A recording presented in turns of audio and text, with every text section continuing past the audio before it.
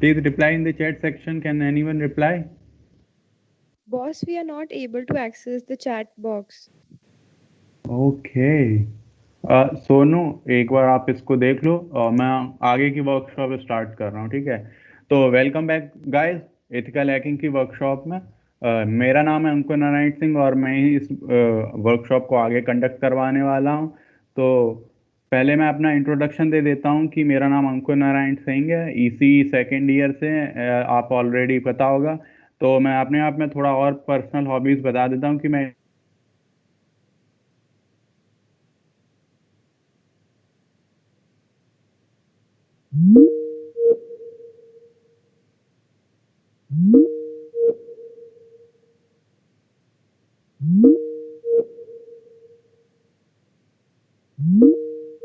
पसंद करता हूँ। मैं टेक एंथुसियास्ट एंड यूर, मैं लाइनक्स फैन तो बिल्कुल हूँ। इसके अलावा मैं प्रेसिडेंट हैकोडेव क्लब हूँ। ओके, लाइक ये मेरा ही आइडिया था कि एक इस क्लब में आगे इसको ले जाया जाए और इसमें फ्री वर्कशॉप करवाई जाए। अब मैं बताता हूँ आपको क्यों ये वाली वर्कशॉप ज्वाइन करनी है।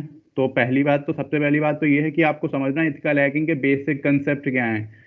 आप 4 साल चले जाएंगे, आप प्रोग्रामिंग में चले जाएं या आप वेब डेवलपमेंट में चले जाएं, फ्लटर में चले जाएं, जबकि इथिकल हैकिंग टॉप 3 जो थ्राइविंग फील्ड्स हैं उनमें आता है। तो अगर आप उनको छोड़ देंगे, मैं ये बिल्कुल नहीं कह रहा कि आप प्रोफेशनल हैकर बन जाएं, लेकिन आपको बेसिक्स पता होना चाहिए। आपको ये पता होना चाहिए कि इसमें अपॉर्चुनिटी क्या थी।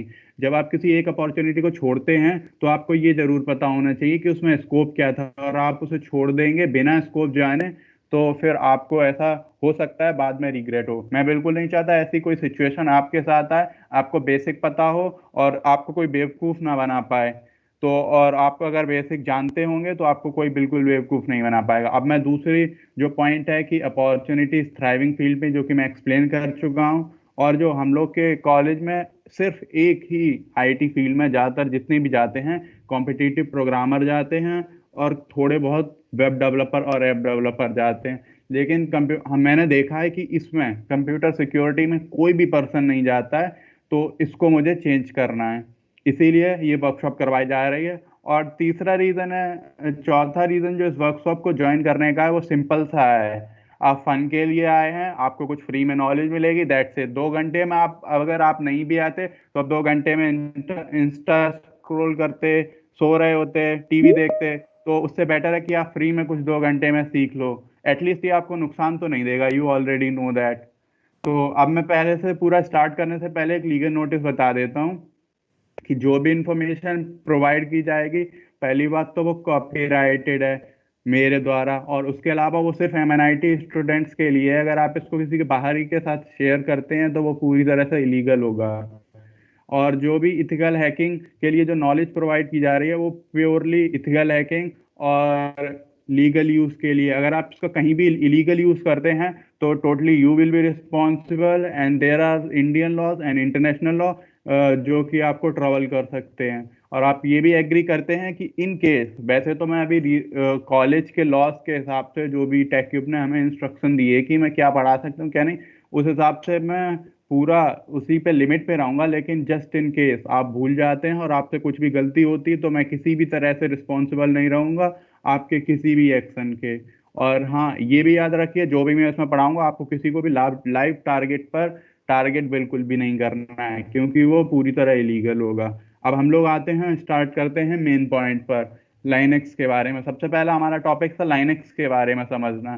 तो मैं इस वाली स्लाइड को फुल स्क्रीन कर देता हूँ, उसके बाद हम लोग इसको डिस्कस करना स्टार्ट करेंगे। What is happening, seems like, wait a minute. Okay, तो मैं इसको ऐसे ही करके काम शुरू करता हूँ। तो मैं आपको बता दूं कि जो हम लोग का एंड्रॉयड सिस्टम है और जो हमारा आईओएस सिस्टम है, ये भी लाइनेक्स पर ही बेस्ड है। लाइनेक्स दो, आपको पता होगा कि माइक्रोसॉफ्ट काफ़ी पॉपुलर है ऑपरेटिंग सिस्टम्स में, लेकिन आपको जो नहीं पता है वो ये है कि लाइनेक्स सबसे ज़्यादा पॉपुलर है। अगर आपको एंड्रॉयड का मार्केट पता हो तो ये 80 से 90% मार्केट कैप्चर करके रखता है। तो अगर उसके सामने आप देखें तो क्या बोलते हैं, जो हमारा माइक्रोसॉफ्ट है वो कहीं भी एग्जिस्ट नहीं करता। हर जगह लाइनेक्स ही पॉपुलर है। एंड्रॉयड की अगर हम बात करें तो जैसा कि हमने आपको बताया था कि आप जो भी मैंने आपको टर्मिनस इंस्टॉल करके बताया था जिस पर्सन्स के पास लैपटॉप नहीं था या जो फिर अपने में लाइनेक्स इंस्टॉल नहीं कर पा रहे थे, मैंने उनको बताया था कि आप टर्मिक्स इंस्टॉल कर सकते हैं और आप लाइनेक्स की कमांड यूज कर पाएंगे। ऐसा क्यों पॉसिबल था? ऐसा इसलिए पॉसिबल था कि आप जब इंस्टॉल करेंगे, क्योंकि अपना जो एंड्रॉयड है वो लाइनेक्स कर्नल पे बेस्ड है, तो जो लाइनेक्स की कमांड है वो एंड्रॉयड में भी वर्क करेंगे। जो टर्मिक्स ऐप है वो एक एपीआई आपको प्रोवाइड करेगा कि आप जो लाइनेक्स की कमांड है वो लाइनेक्स एंड्रॉयड की कर्नल पे यूज कर पाएं। अब मैं आपको समझा दे रहा कि ये सिस्टम क्या होता है। अपनी जो तो सबसे पहले बताऊं, रूट होता है। रूट ऐसा समझ लीजिए कि लाइनेक्स सिस्टम में रूट गॉड होता है। इट मींस रूट ऐसा कोई भी काम नहीं है जो रूट नहीं कर सकता। अगर आप किसी लाइनेक्स सिस्टम में रूट यूजर हैं या आपके पास रूट का एडमिनिस्ट्रेशन है उस लाइनेक्स में, तो आप ऐसा कोई की भी काम नहीं जो नहीं कर सकते। आप फाइल डिलीट कर सकते हैं, आप कोई भी कॉन्फ़िगरेशन फाइल एडिट कर सकते हैं, आप अपने हिसाब से चीजें बदल सकते हैं, आप पूरा फाइल डिलीट कर सकते हैं, आप सिस्टम क्रैश कर सकते हैं, आप कुछ फाइलों की डायरेक्टरी गायब कर सकते हैं, आप कुछ भी कर सकते हैं। तो ये जो रूट सिस्टम है, और हाँ, जितने भी मीडिया डिवाइसेस आप कनेक्ट करें, जैसा कि आप विंडोज में जानते हैं कि आप पहले सी ड्राइव लेंगे, डी ड्राइव होगी, ई ड्राइव होगी, तो अगर कोई और नॉन एडमिनिस्ट्रेटेड यूजर उसमें लॉग इन करता है तो जो डी ड्राइव और ई ड्राइव में आपका डेटा है वो आपको दिखेगा ही दिखेगा। लेकिन लाइनेक्स में ऐसा बिल्कुल नहीं है। लाइनेक्स बहुत ही पार्टिकुलर है, अपनी सिक्योरिटी के लिए बहुत स्ट्रिक्ट है। उसके बहुत से रूल्स हैं जो, अगर आप कोई एक ऐसे यूजर अकाउंट से डेटा डाउनलोड करते हैं जो कि लाइनेक्स में रूट ग्रुप में नहीं आता, तो आप दूसरे अकाउंट से जब लॉगिन करेंगे तो आप पहले वाले अकाउंट का डेटा, डाउनलोड डेटा भी नहीं देख पाएंगे। क्योंकि लाइनेक्स दूसरे विंडोज की तरह आपके जो हार्ड ड्राइव है उसको C drive, D drive, E drive में बिल्कुल भी नहीं पार्टीशन करता है। वो एक रूट सिस्टम बना के रखता है और जितना भी पार्टीशन होता है सब कुछ उसके अंदर होता है। अभी मैं इन टर्म्स को भी एक्सप्लेन करूंगा ये क्या है और इनकी क्यों जरूरत पड़ती है, तो आपको और क्लियर समझ आएगा। तो जैसा कि मैंने बता दिया, रूट सिस्टम मेन सिस्टम है, इसके अंदर बाकी सिस्टम आते हैं। तो सबसे पहले हम लोग जानने की कोशिश करते हैं ये बिन क्या है। तो रूट के अंदर एक सबसे पहला जो डायरेक्टरी आती है, बाय द वे ये सारी डायरेक्टरीज हैं जो कि रूट सिस्टम के अंदर आती है। मैं आपको बता दूं ये बिन डायरेक्टरी है। बिन डायरेक्टरी में सिर्फ एसेंशियल यूजर कमांड होती है। What is essential user command? Essential user command for example LS, cat, इस टाइप की जो कमांड होती हैं, जो कि मैं अभी आपको आगे सिखाऊंगा अगले टॉपिक्स में कि क्या एसेंशियल यूजर कमांड होती हैं। तो आप उसको देख के आप अच्छे से सीख पाएंगे। ठीक है, अब मैं आपको दिखा देता हूँ कि इसमें ये प्रॉक है। मैं आपको अभी बता दूंगा क्या होता है प्रॉक, बाय द वे। लेकिन ये इतना इंपॉर्टेंट नहीं है। जो काम की बात है मैं उस पर आता हूँ। सबसे पहले तो आप फॉरवर्ड स्लैश ऑप्ट ऑप्शन को चेक कर पा रहा है, ये वाला ऑप्शन। फॉरवर्ड स्लैश ऑप्ट में क्या करते हैं हम लोग, जितनी भी additional files download, for example एक ऑपरेटिंग सिस्टम में कुछ प्री इंस्टॉल ऐप आती हैं, जैसा कि आप विंडोज यूज करते हैं तो आपको पता होगा कुछ विंडोज प्री इंस्टॉल ऐप देता है, लेकिन उसके अलावा आप कुछ और एडिशनल ऐप्स भी यूज करते हैं। तो सिमिलरली जब लाइनेक्स में आप ऐसा काम करते हैं कि जो ऐप ऑलरेडी इंस्टॉल होके नहीं आ रही है, आप एडिशनल इंस्टॉल करेंगे तो वो by default forward slash opt में जाती हैं। ठीक है, इसके अलावा मैं आपको ये भी दिखा दे रहा कि ये फॉरवर्ड स्लैश बूट का ऑप्शन, फॉरवर्ड स्लैश बूट का ऑप्शन ये रहा। ये क्या करता है कि हमारी जो स्टैटिक फाइल है बूट लोडर की, वो इसमें जाके सेव होती है। अब आप सोच रहे हो क्या स्टैटिक फाइल है, क्या बूट लोडर? तो आप अगर जब इंस्टॉल कर रहे थे वर्चुअल बॉक्स पे ये हमारा काली लाइनेक्स, तो आप एक स्टेप पर आए होंगे जिसमें वो बोल रहा था कि क्या आपको ग्रब बूट लोडर इंस्टॉल करना आपके लिए सेफ होगा। तो जब आप जिस बूट लोडर की बात कर रहे थे वो उसकी जितनी भी कॉन्फ़िगरेशन फाइल है वो इस फोल्डर में सेव हुई होंगी। ठीक है, इसके बाद हम लोग आते हैं रूट में। तो मैं आपको बता दूं जितने भी यूजर होते हैं, क्या बोलते हैं, लाइनेक्स में, तो उन सबके पास अपनी एक होम डायरेक्टरी होती है। तो क्योंकि रूट है जो कि यहाँ का गॉड है, तो ऑफ कोर्स उसके पास भी एक होम डायरेक्टरी होनी ही चाहिए। तो ये जो डायरेक्टरी है रूट वाली, रूट के अंदर भी रूट, ये रूट यूजर की होम डायरेक्टरी है। अब हम लोग आते हैं फॉरवर्ड स्लैश डेव पर। तो इसमें जितने भी डिवाइस फाइल होती हैं वो आती हैं। इसके बाद ये है अपने जो काम की बात है, एस बिन। ये इंपॉर्टेंट है हमारे लिए क्योंकि इसमें सारी बाइनरी फाइल्स होती हैं, यानी कि सिस्टम की बाइनरी फाइल्स, यानी कि इसमें वो कमांड्स भी होते हैं जो यहाँ पर आपको नहीं मिलेंगे।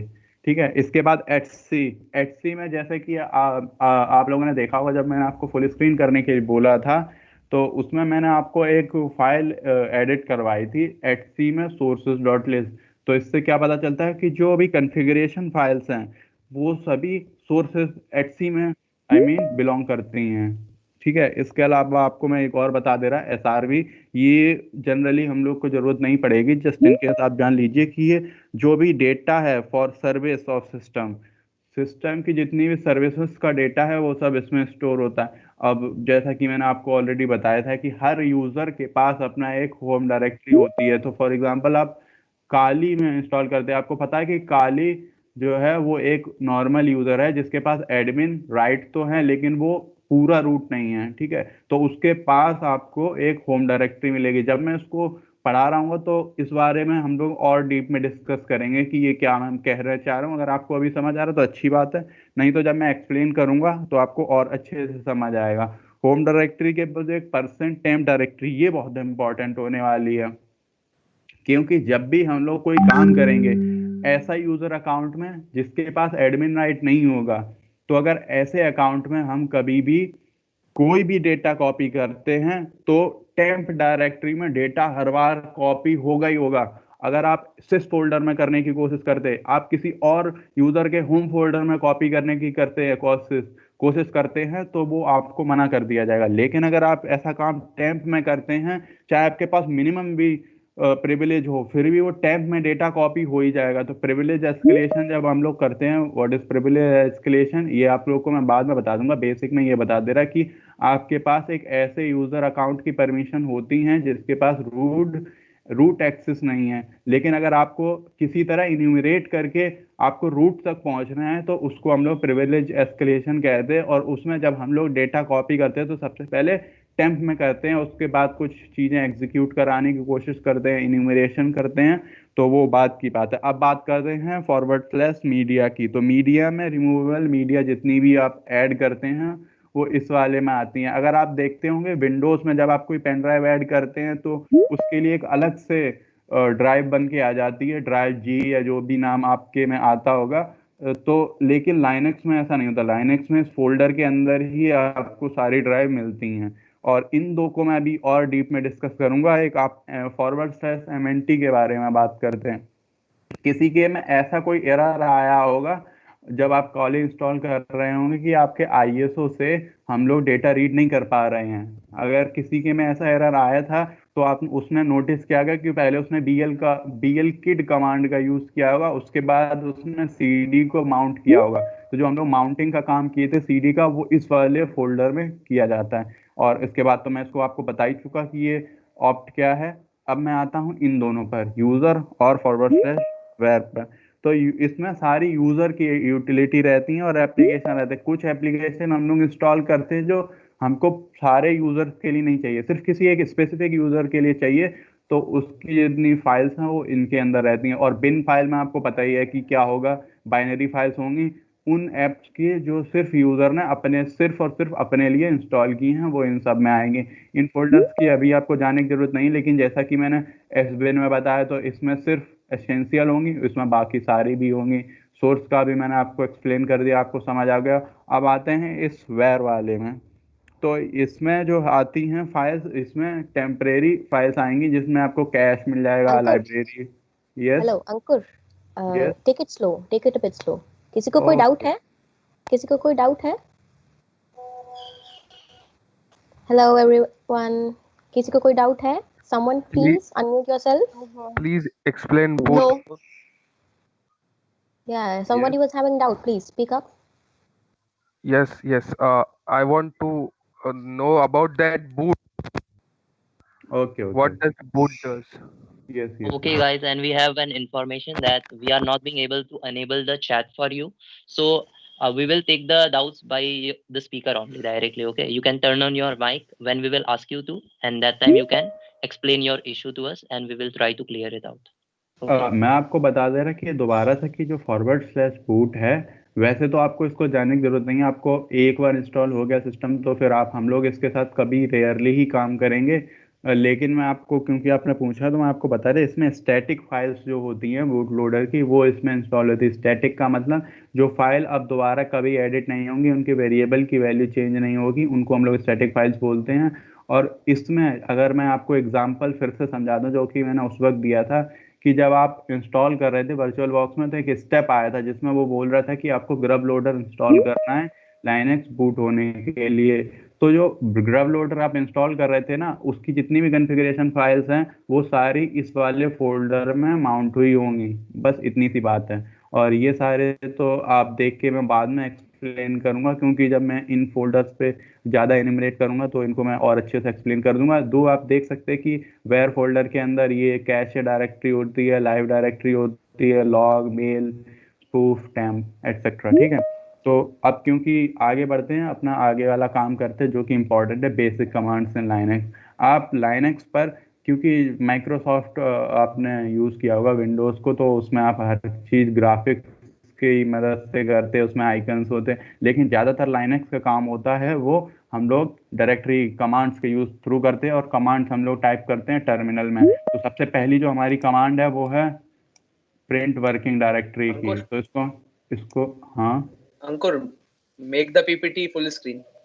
I cannot make the PPT full screen right now because क्योंकि अभी मैं टर्मिनल में ये सारी कमांड टेस्ट करने जा रहा हूँ, तो टर्मिनल मुझे पॉपअप करना पड़ेगा, और इसमें दोनों जो ऐप हैं वो ओवरले नहीं कर पाती हैं।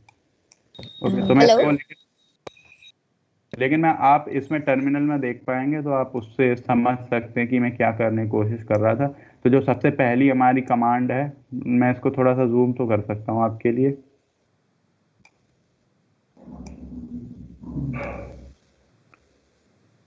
अंकुर, हाँ, इसको स्लाइड शो पे लगा देना, फिर स्क्रीन बड़ी रहती रहेगी, साथ में तेरे टर्मिनल पे काम करता जा। wait a minute, let me try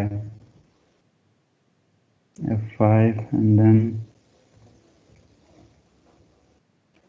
actually इसके बाद मुझे इसको मिनिमाइज करना ही पड़ेगा गाइस, सॉरी। लेकिन आप कोई टेंशन मत लीजिए, जितनी भी ये कमांड दिख रही हैं इनको मैं आपको अभी टर्मिनल पे टाइप करूंगा। मैं टर्मिनल का साइज जरूर बड़ा कर दे रहा ताकि आपको ठीक से दिखाई। आई होप आपको टर्मिनल का साइज बड़ा हो गया होगा। मैं सबसे पहले जो कमांड टाइप करूंगा वो है print working directory. We'll be taking doubts after every slide. So अगर आपको कोई भी डाउट हो, हर स्लाइड के बाद हम पॉज लेंगे, you can ask over there. एक बार आपको फुल स्क्रीन करके उस टाइम पे PDF PPT भी दिखा देंगे, so you can get a better understanding. So कोई भी डाउट हो, don't worry. After every slide, we will be taking your doubts. Okay? You can continue, Ankur. And Aastha, आप चैट बॉक्स का option on कर दीजिए, वो ज़्यादा कंफर्टेबल रहता है। We are not able to enable chat option, Ankur. Okay okay, मैं देख रहा हूँ उसको, मैं देख रहा हूँ। ओके ओके, तो आप देख पा रहे हैं Yeah. प्रिंट PWD कमांड का मतलब होता है प्रिंट वर्किंग डायरेक्टरी। जितनी भी मैं अभी ये कमांड आपको बता रहा हूँ, ये सब आपको नोट डाउन कर लेनी है।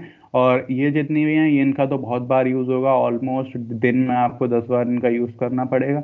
तो इनको आप जितना हो सके इनको नोट डाउन कर लीजिए, और अगर आपको एक बार में याद हो जाए तो अच्छी बात है। ठीक है, तो सबसे पहली जो कमांड है वो है प्रिंट वर्किंग डायरेक्टरी। इसका मतलब है जिस डायरेक्टरी में हम लोग काम कर रहे हैं उसको प्रिंट कर दो। तो आप सोच रहे होंगे कि हम जिस डायरेक्टरी में काम कर रहे हैं वो मुझे पता है, तो मुझे जानने की क्या ज़रूरत है। लेकिन ये अभी आपको समझ नहीं आया, लेकिन जब आप प्रिविलेज एस्केलेशन करेंगे और आप दूसरे रिमोट मशीन से अपने में एक सेल ले लेंगे, जब आप उसको प्रिविलेज एस्केलेशन करते हैं तो हम लोग सिस्टम से एक सेल ले लेते हैं, तो उसमें हम लोग को बिल्कुल दिखता भी नहीं, जिसमें आपको ये रूट @काली दिख रहा है, सॉरी काली @काली दिख रहा है, उसमें आपको कुछ भी नहीं दिखेगा। उसमें आपको जब यहाँ पे एक कर्सर ब्लिंक करता दिख जाएगा और आपको कुछ समझ नहीं आया कि आप किस जगह पे हैं, तो उस अंधेरे में ये PWD कमांड टॉर्च का काम करती है। तो उस वक्त हम इस कमांड को बार बार यूज कर सकते हैं। अगर आप देख पा रहे हो, ये कमांड प्रिंट करने पे क्या दिखा रही है, होम/काली। जैसा कि मैंने बताया था कि हर यूजर के पास अपनी होम डायरेक्टरी होती है, और उसके बाद उसके नेम के अंदर जितना भी हम काम करते हैं वो सब उसके नेम के अंदर होता है। तो काली भी एक यूजर है, तो उसके पास भी ऑफ कोर्स एक होम डायरेक्टरी होगी। उस होम डायरेक्टरी के अंदर काली यूजर होगा, उसमें वो अपना सारा काम करेगा। ठीक है, इसके अलावा जो सेकंड कमांड है वो है ls कमांड। ls कमांड का हम लोग बहुत फ्रिक्वेंटली यूज करते हैं। ls कमांड का मतलब होता है जो कुछ भी लिखा हुआ है उस मतलब जो भी डायरेक्टरी में स्ट्रक्चर है, जो भी उसके अंदर फाइल्स हैं या फिर डायरेक्टरीज हैं, उनको प्रिंट कर दो। मैं जो टर्म बार बार डायरेक्टरी यूज़ कर रहा हूँ विंडोज़ में, आप उसके लिए ईजिली फोल्डर टर्म यूज़ करते हैं, तो कोई कंफ्यूजन होने की बात नहीं, कोई स्पेशल नहीं है, बस इसमें मैं डायरेक्टरी टर्म्स का यूज़ करूँगा। अगर आप यहाँ पे देख पा रहे हो तो मैंने ls कमांड का यूज़ किया है। ls कमांड ने क्या किया कि इसके अंदर जितने भी डायरेक्टरीज थी, फोल्डर्स बोल लो, तो उनको उसने पेस्ट कर दिया, दिखा दिया कि क्या हो रहा है, टर्मिनल पर ही दिखा दिया क्या हो रहा है। तो देख पा रहे हैं कि इतने सारे जो है डायरेक्टरी हैं, इसमें टेम्पलेट्स है, इसमें पब्लिक है, डाउनलोड्स है। जैसा कि मैंने बताया था हर यूज़र के लिए डाउनलोड फोल्डर अलग से आता है, बिल्ड फोल्डर है, इसके अंदर डेस्कटॉप फोल्डर, डॉक्यूमेंट्स है, वीडियोस का फोल्डर है। तो ये सारी चीज़ें इसमें आती हैं। अब हम लोग यूज़ करने वाले हैं ls-la। तो मैं आपको दिखा दूँ, ls जो कमांड है और ls-la है, तो ls-la है वो ls कमांड का एक्सटेंसिबल वर्जन है। तो इससे क्या फ़ायदा मिलता है, इससे हम लोग को क्या पता चलता है, ये कमांड प्रिविलेज एस्केलेशन में हम बहुत जल्दी यूज़ करेंगे। तो आप यहाँ पे देख पा रहे होंगे कि इस कमांड से आपको हिडन फाइल्स दिख जाएंगी। जैसे कि आप देख पा रहे थे कि जब मैंने ls टाइप किया था, मैं इसको थोड़ा सा टर्मिनल को बड़ा कर दे रहा था कि आप देख पाएँ, तो आप यहाँ पे देख पा रहे हैं .bash.history। जब मैंने ls टाइप की थी तो आपको यहाँ पे कहीं नहीं नजर आ रही थी, लेकिन आपने ls-la की तो आपको ये भी दिख रही है। आपको डेस्कटॉप पहले भी दिख रही थी, ये रहा डेस्कटॉप, और आपको डेस्कटॉप अब भी दिख रही है, लेकिन आपको .bashrc.original नहीं दिख रही थी इधर ऊपर वाले, लेकिन यहाँ पे दिख रही है। इसका मतलब ls-la से हिडन डायरेक्टरी मुझे दिख जाती हैं। इसके अलावा मुझे और टाइम स्टैम्प दिख जाता है, मीन्स फाइल कब लास्ट बार एडिट की गई थी या फिर यूज़ किया गया था, कब उसको टच किया गया था। टाइम स्टैम्प के बाद जो सबसे इम्पॉर्टेंट चीज़ जो दिखाती है वो है यूज़र के राइट्स, किस यूज़र के पास क्या लिखने का राइट है। मैं इसको वैसे डिटेल में अभी एक्सप्लेन नहीं करूंगा, लेकिन मैं आपको ये बता दे रहा, यहाँ पे 3 बिट होते हैं ये बताने के लिए कि यूज़र के पास कौन से राइट है। यहाँ पे बताता है हर यूज़र एक ग्रुप में बिलोंग करता है, तो उस ग्रुप के पास कौन से राइट हैं वो यहाँ पे बताता है। और इसके बाद यहाँ पे जो आता है वो आता है अदर, जो उस ग्रुप में भी नहीं है और जो यूज़र भी नहीं है, उनके पास क्या राइट है इस फाइल के लिए, वो इसमें बताता है। तो यहाँ पे बता रहा है कि जो bash-rc.original है वो अदर यूजर्स हैं वो उसको रीड कर पाएंगे, और ये जो है बता रहा है जो इस यूजर नहीं है लेकिन इस ग्रुप में बिलोंग करते हैं वो भी इसको रीड कर पाएंगे। लेकिन जो हमारा यूजर है वो क्या क्या कर सकता है, इसको रीड कर सकता है और इसको राइट कर सकता है। राइट करने का मतलब इसको एडिट कर सकता है। ठीक है, इतना इसका कमांड के लिए काफ़ी है, और इसको याद रखना क्योंकि हम इसको बार बार यूज़ करेंगे आगे जब चलेंगे तब। अब मैं तीसरी कमांड पे आ रहा हूँ, चौथी कमांड पे, वो है क्लियर कमांड। आप देख पा रहे हो कि इतना तो ठीक है स्क्रॉल हो गया, लेकिन आप देख पाएंगे कि हम लोग काम करते करते करते टर्मिनल इतना ज़्यादा भर जाता है कि फिर अजीब लगने लगता है। तो हम लोग उस वक्त यूज़ करते हैं एक कमांड का क्लियर कमांड। क्लियर कमांड क्या करता है कि जो भी ये सब ऊपर का टर्मिनल होता है वो हट जाता है। तो जैसे ही मैं एंटर प्रेस करूंगा ये देखो ये सब गायब हो गया, तो इससे टर्मिनल क्लीन हो जाता है, काम करने में थोड़ी सी आसानी होती है। और cd डेस्कटॉप, cd कमांड का भी बहुत फ्रिक्वेंटली यूज होता है। अगर आप इसमें देख पा रहे हैं cd कमांड का काम क्या है, तो देखो मैं cd डेस्कटॉप कर देता हूँ। तो cd डेस्कटॉप से क्या होगा, जब मैं एंटर मारूंगा तो मैं डेस्कटॉप वाली जो डायरेक्टरी है उसके अंदर पहुंच गया, यानी कि डेस्कटॉप वाला जो फोल्डर है जो कि हमारे इस होम एंड / खाली जो भी डायरेक्टरी थी उसके अंदर ये अवेलेबल था एक फोल्डर डेस्कटॉप। तो अगर मुझे उसके अंदर जाना है तो मुझे टाइप करना होगा cd/desktop। cd की फुल फॉर्म है चेंज डायरेक्टरी। और एक और चीज़ जो मैं ये कमांड बता रहा हूँ, अगर आप सी प्रोग्रामिंग कर रहे हैं तो हमारे जो कॉलेज में कंप्यूटर लैब है उनमें भी लिनक्स सिस्टम ही इंस्टॉल है, तो उस वक्त आपको ये सारी कमांड यूज़ करनेंगे। तो जस्ट इन केस अगर आप इसका हैकिंग में नहीं भी आगे जा रहे हैं और फिर तो आप सी प्रोग्रामिंग कर रहे होंगे तो उसमें आपको ये कमांड यूज़ करनी पड़ जाएंगी। और इन अदर केस अगर आपको सिर्फ विंडोज़ ही नहीं पसंद है, हमेशा ज़्यादा ऑप्शन चाहिए होते सभी को, तो उस केस में अगर आप कभी लिनक्स का भी यूज़ करते हैं तो डेबियन 64 पे ये सारी कमांड वर्क करेंगी परफेक्टली स्मूथली भी। इसके अलावा बाकी लिनक्स पर भी ये सारी कमांड वर्क करती हैं, एटलीस्ट काली, उबुंटू और बाकी डेबियन 10 बेस सभी पे काम करती हैं। अब मैं बात करता हूँ इस टच कमांड का। तो टच कमांड का क्या काम है, मैंने अभी आपको यहाँ पे ls-la कमांड बताई थी, उसमें मैंने एक टर्म यूज किया था टाइम स्टैम्प।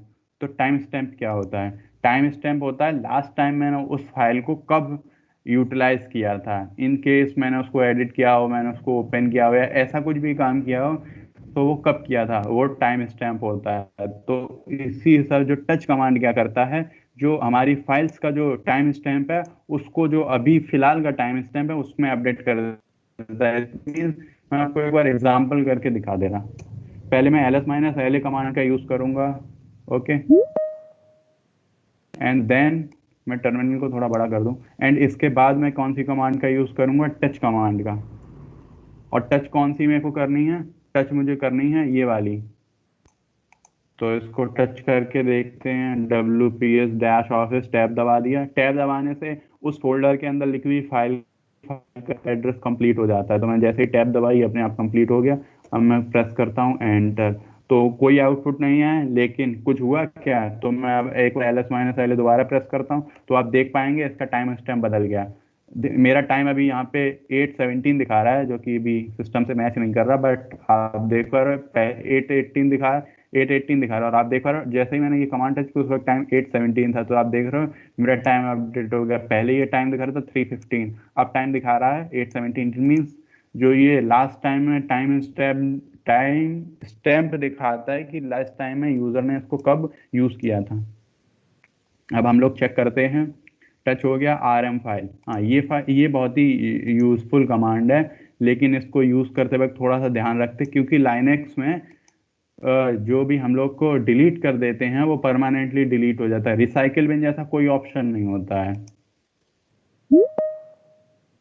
रिसाइकिल बिन जैसा जो चीज़ें डिलीट होती हैं, स्पेशली खासकर जो वैसी टेम्परेरी फाइल्स हैं वो डिलीट होती हैं तो ख़त्म हो जाता है। लेकिन अब क्योंकि लाइनेक्स काफ़ी पॉपुलर हो चुका है, तो जैसे कि आप यहाँ पे देख पा रहे हैं, यहाँ पे ट्रैश का ऑप्शन देने लगे हैं। बट इन जनरल लाइनेक्स में, और वैसे भी ये कस्टमाइज काली है जो कि मैंने अपने लिए बनाई है, लेकिन इन जनरल लाइनेक्स में ट्रैश जैसा कोई ऑप्शन नहीं होता। तो एक बार जो चीज़ गई वो गई, कोई रिकवर करने का ऑप्शन है। तो ऐसी कमांड को लिनक्स में यूज करते हुए बहुत ध्यान रखा जाता है, rm file.txt। तो मैं एक काम करता हूँ, पहले तो मैं एक फाइल बना लेता हूँ। मैं कौन सी कमांड का यूज कर लूँ, echo। अभी आपको इस कमांड को समझने की जरूरत नहीं है, मैं बस एक फाइल क्रिएट कर ले रहा हूँ, न्यू file.txt। तो ये एक फाइल बन गई, मैं इसको ls करता हूँ तो आपको दिख भी रही होगी, न्यू file.txt बन गई। अब मैं rm कमांड से इसको डिलीट करके दिखाऊंगा। तो ये रही हमारी फाइल की rm कमांड का मतलब रिमूव file.txt। तो रिमूव कर देते हैं rm न्यू, और मैं टैब प्रेस करूंगा, ये कंप्लीट हो जाएगा। एड्रेस मुझे पूरा टाइप करेंगे, अगर कोई आउटपुट नहीं है अब, लेकिन हम लोग ls दोबारा से करते तो आप देख पा रहे हैं कि वो वाली फाइल गायब हो गई, सिर्फ एक यही वाली बची है। अब मैं तीसरी कमांड है जो mkdir हैकोडेव। तो मैं एक काम करके बताता हूँ, mkdir का मतलब होता है मेक डायरेक्टरी। तो मेक डायरेक्टरी का यूज़ कैसे करेंगे, मैं टाइप करूँगा mkdir, कोई एक नेम टाइप कर दो, उस नाम की एक डायरेक्टरी बन जाएगी mkdir हैकोडेव।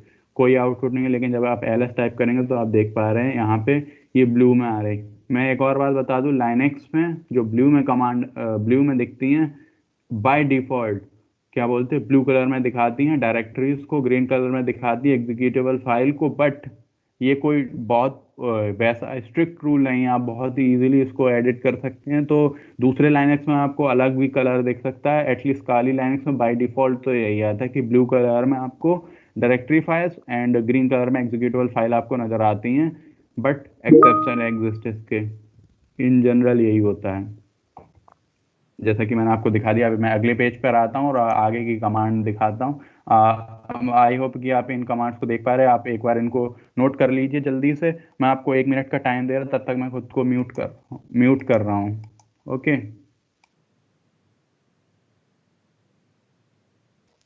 अगर किसी को डाउट है then you can ask. So, I'm coming back in 1 minute. Just note down that commands and then you can ask doubts. I will tell you, okay? Okay, boss.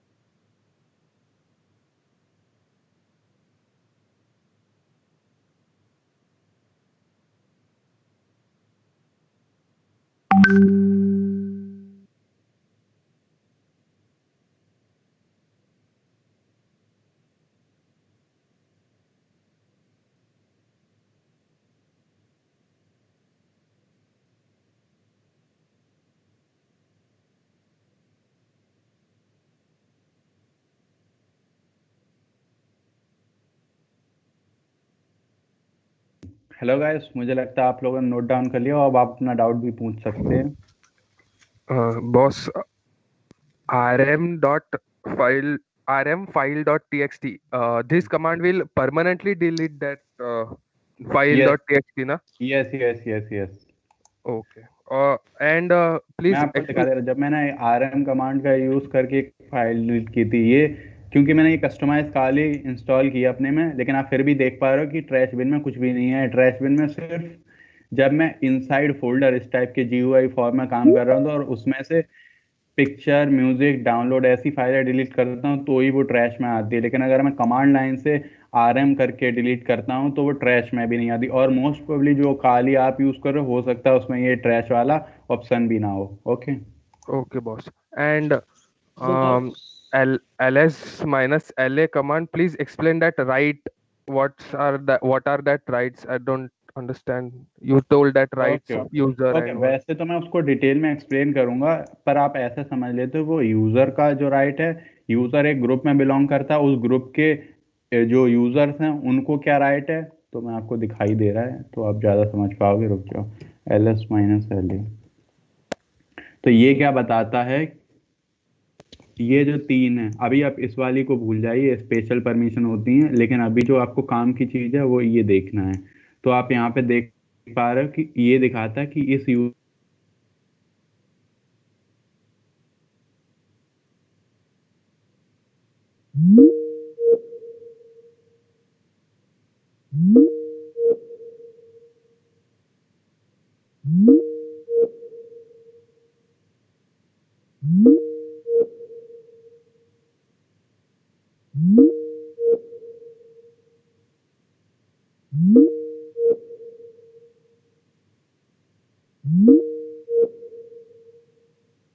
इसके बाद users जो मेरे ये जो यूजर मैं अभी इस्तेमाल कर रहा हूँ उस ग्रुप में भी बिलोंग नहीं करते, लेकिन वो इस सिस्टम को यूज कर सकते हैं। तो उनको मैं क्या बोलता हूँ कि उनके पास राइट करने की परमिशन है, एग्जीक्यूट करने की परमिशन है, लेकिन वो उसको एडिट नहीं कर सकते। अगर आप यहाँ से नोटिस कर पा रहे हैं तो मैं अब जब कि आपने पूछ लिया तो मैं आपको बता दे रहा, आप यहाँ पे देख के ये समझ सकते हैं कि सभी यूजर्स को इसको एग्जीक्यूट करने की परमिशन है। इसका मतलब ये जो ऐप है, फिलहाल तो ये ऐप ही है, आपको नहीं पता हो तो बता दे रहा, WPS ऑफिस जिसमें मैंने स्लाइड चला, तो ये ऐप है, ये सभी यूजर्स के लिए अवेलेबल है। ये कोई ऐसी ऐप नहीं है जिसको मैंने किसी एक स्पेशल यूजर्स के लिए इंस्टॉल किया, ये मैंने सभी यूजर्स के लिए इंस्टॉल किया है। तो आप देख पा रहे हैं कि सभी को इसने एग्जीक्यूट का ऑप्शन दे रखा है, ये भी एग्जीक्यूट कर सकता है और ये भी एग्जीक्यूट कर सकता है। और मैं इस पे अभी डिटेल में बात करूंगा बाद में, अगर आपको अभी भी नहीं भी समझ आया तो कोई दिक्कत नहीं है। कोई नेक्स्ट पर्सन अपना आप डाउट पूछ सकते हैं। बॉस आपने बोला कि बॉस अलग एक बार आप टच कमांड फिर से एक्सप्लेन कर देंगे? क्या टच कमांड एक बार फिर से एक्सप्लेन कर देंगे please? Okay touch command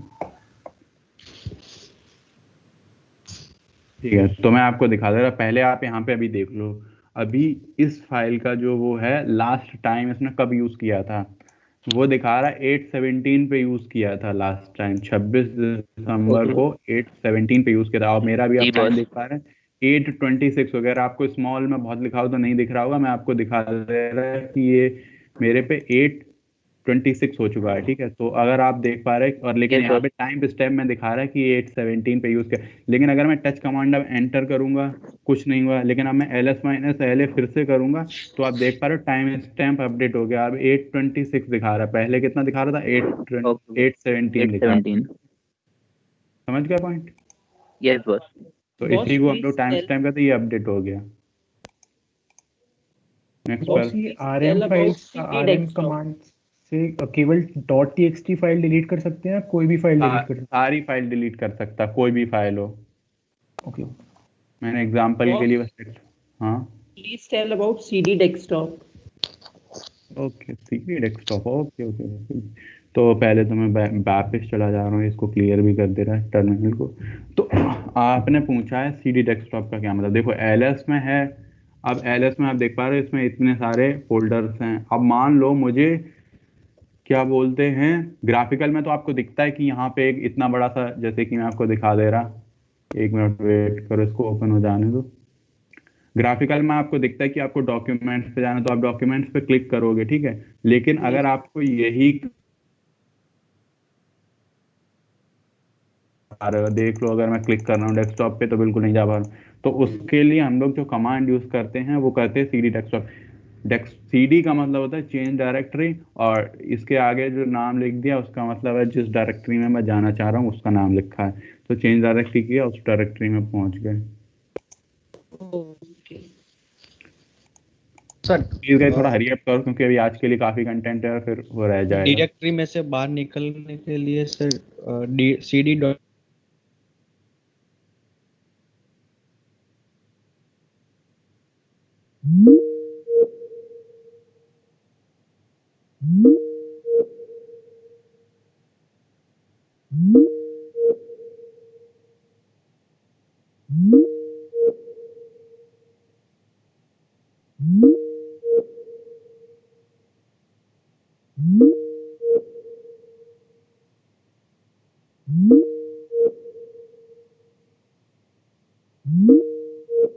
cd हैकोडेव cd dot dot से क्या होगा कि आप उससे जस्ट प्रीवियस वाली डायरेक्टरी जो कि डेस्कटॉप डायरेक्टरी थी उसमें पहुंचे हैं, और जब मैंने cd लिखा कोई डॉट नहीं लिखा तो मैं सीधा होम डायरेक्टरी में पहुंच गया।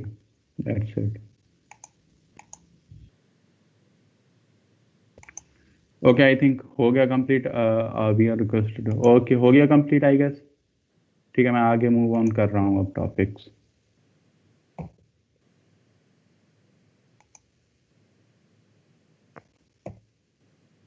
और मैं होप कर रहा हूँ कि आपने ये सब नोट डाउन भी कर लिया होगा। तो ये वाली जो कमांड है rm-r हैकोडेव, तो rm-r का क्या मतलब, हम लोग टेक्स्ट फाइल तो सीधा rm करके डिलीट कर सकते हैं। फॉर एग्जांपल मैं आपको फिर से एक टेक्स्ट फाइल बना दूं टच, और इसका नाम क्या रखना है, new file dot text, what is touch missing file, oh sorry touch नहीं एको करना था, माय मिस्टेक। तो इसमें मैं दिखा दे रहा डेस्कटॉप के अंदर ये न्यू फाइल डॉट टेक्स्ट बन गई। अब मैं क्या करना चाह रहा हूँ कि मुझे इसको करना है डिलीट, तो मैं कमांड यूज करूंगा rm और new file tab dot text और ls करके दिखा देता हूँ कि वो डिलीट हो गई। अब मुझे क्या करना है, मुझे ये जो हैकोडेव मैंने बनाया है फोल्डर या डायरेक्टरी बोल लो, इसको डिलीट करना है। अगर मैं इसको डायरेक्ट डिलीट करने की कोशिश कर रहा हूँ हैकोडेव लिख के, तो आपको एरर दिखाया है कि कैन नॉट रिमूव हैकोडेव। तो लेकिन मैंने टेक्स्ट फाइल डिलीट की तो इस कमांड से हो गई थी, लेकिन अब ये इसको नहीं डिलीट कर पाया। क्यों नहीं कर पाया? क्योंकि ये डायरेक्टरी है, और ये ऊपर वाली एक फाइल की डायरेक्टरी को डिलीट करने की जो कमांड होती है वो होती है rm-r हैकोडेव। इसको जैसे ही मैं एंटर करूंगा डायरेक्टरी गायब हो जाएगी। आप देखना है ls, तो यहाँ पे उस वक्त हैकोडेव दिख रही थी, अब देख पा रहे हैं कि यहाँ से वो डायरेक्टरी गायब हो चुकी है। ओके, तो अब मैं आगे वाला काम स्टार्ट कर, आगे की कमांड बताने से पहले एक बहुत अच्छा सा कमांड है जो जिसको आपको कभी यूज नहीं करना है, बस मैं आपको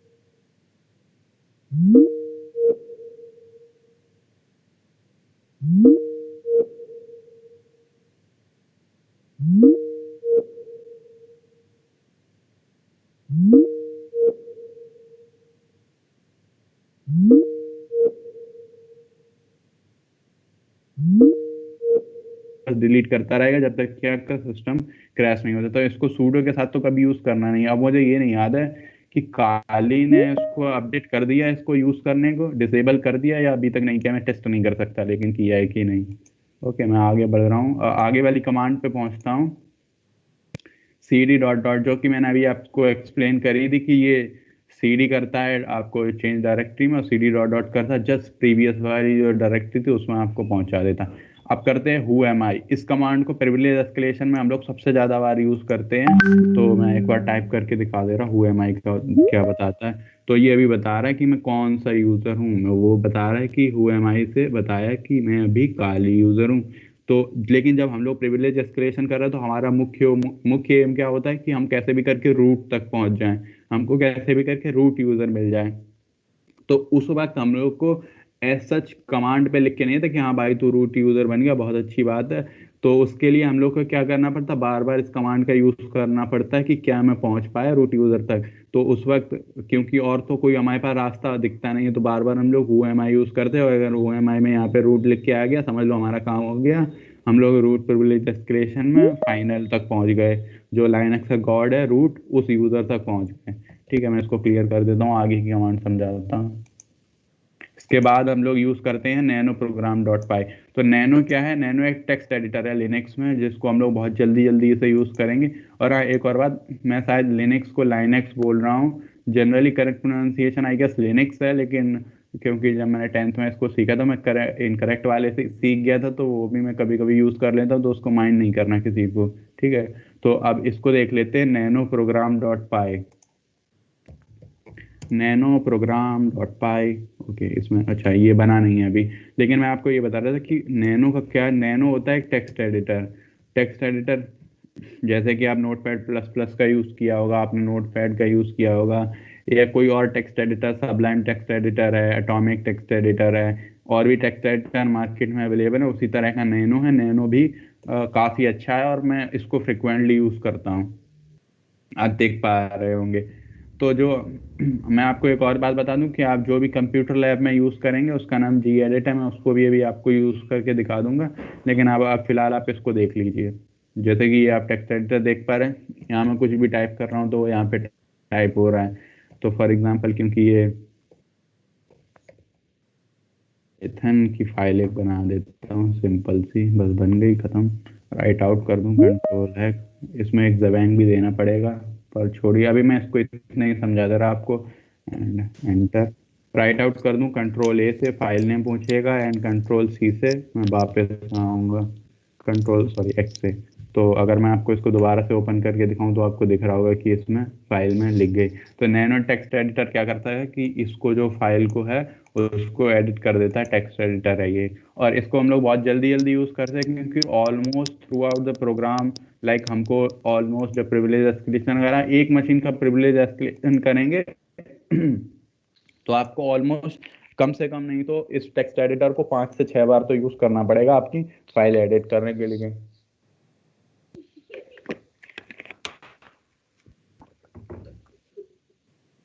अब हम लोग अगली फाइल पे पहुंचते हैं, forward/program.py। तो नैनो से हमने ये पाइथन फाइल बनाई थी आपको। और हाँ, अगर आपको प्रोग्रामिंग नहीं आती तो कोई इशू नहीं है, इस कोर्स के लिए एटलीस्ट प्रोग्रामिंग की नॉलेज की ज़रूरत नहीं है, लेकिन मैं आपको थोड़ा सा बेसिक बता दूंगा, जस्ट इन केस कभी ज़रूरत पड़ती है। तो उस कंसेप्ट से पहले मैं तो आपको थोड़ा सा प्रोग्रामिंग का कंसेप्ट बताऊंगा, तो आप उससे सीख सकते हैं। अब मैं इस वाली को एग्जीक्यूट करने के लिए क्या कमांड यूज़ होगी, program.py। इसको मैं रन करूंगा, देखना ये रन नहीं होगी। क्यों रन नहीं हुई, मैं अब आपको दिखा दे रहा है इसका अभी रीजन। ls-la किया, सारी परमिशन दिखा देगा। अगर आप देख पा रहे हो परमिशन क्या है, program.py की परमिशन है, मैं रीड कर सकता हूँ, राइट कर सकता हूँ। मैं ये वाला वो यूजर होता है जिसमें अभी करंटली हूँ, ये रीड भी कर सकता, राइट भी कर सकता।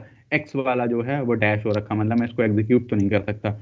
आगे वाला यूजर है वो भी रीड कर सकता है, और न तो वो राइट कर सकता है ना एग्जीक्यूट कर सकता है। और उसके बाद वाला जो अदर यूजर, सॉरी, वो भी रीड कर सकता है, ना तो वो राइट कर सकता है ना एग्जीक्यूट कर सकता है।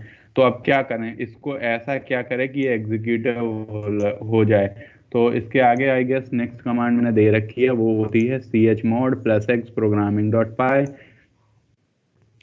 chmod+x program.py, इस कमांड का भी बहुत बार यूज करें, क्योंकि आप जब भी आप नैनो से पहले ये प्रोग्राम बनाएंगे, प्रोग्राम क्या ही बनाएंगे, आप गूगल पे जाएंगे, एक सर्च करेंगे एक्सप्लॉइट, उस मशीन को वल्नरेबल मशीन में जो भी वल्नरेबिलिटी मिली है उसको एक्सप्लॉइट करने के लिए आप एक कोड को कॉपी करेंगे, पेस्ट करेंगे, सेव करेंगे, तो एक इस टाइप से एक टेक्स्ट फाइल पाइथन फाइल बन जाएगी। जब आप उसको एग्जीक्यूट करेंगे तो वो मना करेगा डिनाइट करने के लिए, फिर आपको ये वाली कमांड यूज करना है। ये क्या करता है कि ये जो हमारा यूजर है उसके लिए एग्जीक्यूट की परमिशन प्रोवाइड करेगा। chmod का मतलब है, कुछ लोग इसको चमोड बोलते हैं, मैं इसको chmod ही बोलूंगा। आई गेस चमोड ही करेक्ट प्रोनाउंसिएशन है, लेकिन आप इसको chmod से भी याद रख सकते हो।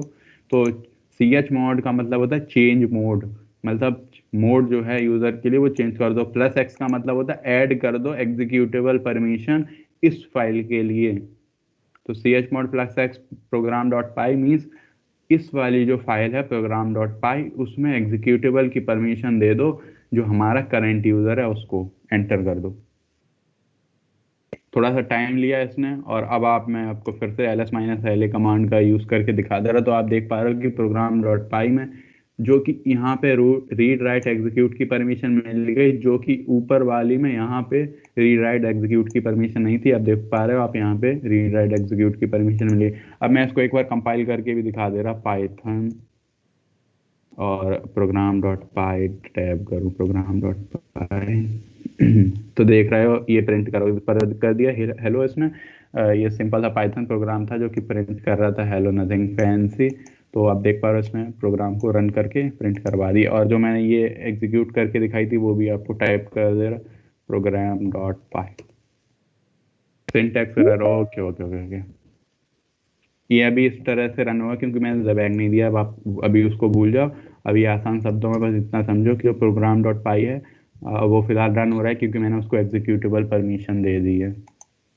और जो आपको पीछे एरर आया था जो मैंने स्किप कर दिया है, अगर आप जानना चाहते हो तो मैं आपको थोड़ा सा बता दे रहा। एक ज़बैग देना पड़ता है। ज़बैग का मतलब होता है कि वो डायरेक्टरी जहाँ पे पाइथन की बिन फाइल स्टोर है, ताकि हमारी जो फाइल है वो रन हो सके। लेकिन ये मैं कंसेप्ट आपको बाद में समझा दूंगा जब थोड़ा बहुत पाइथन का यूज़ आएगा, या फिर जब हमारे जो बॉस हैं वो लोग आपको पाइथन का कंसेप्ट सिखाएंगे, तो उस वक्त आपको ये कंसेप्ट सिखा देंगे कि लाइनेक्स में जब पाइथन की फाइल बनाते हैं तो उसमें ज़बैग देना पड़ता है, उसके लिए क्या लिखते हैं।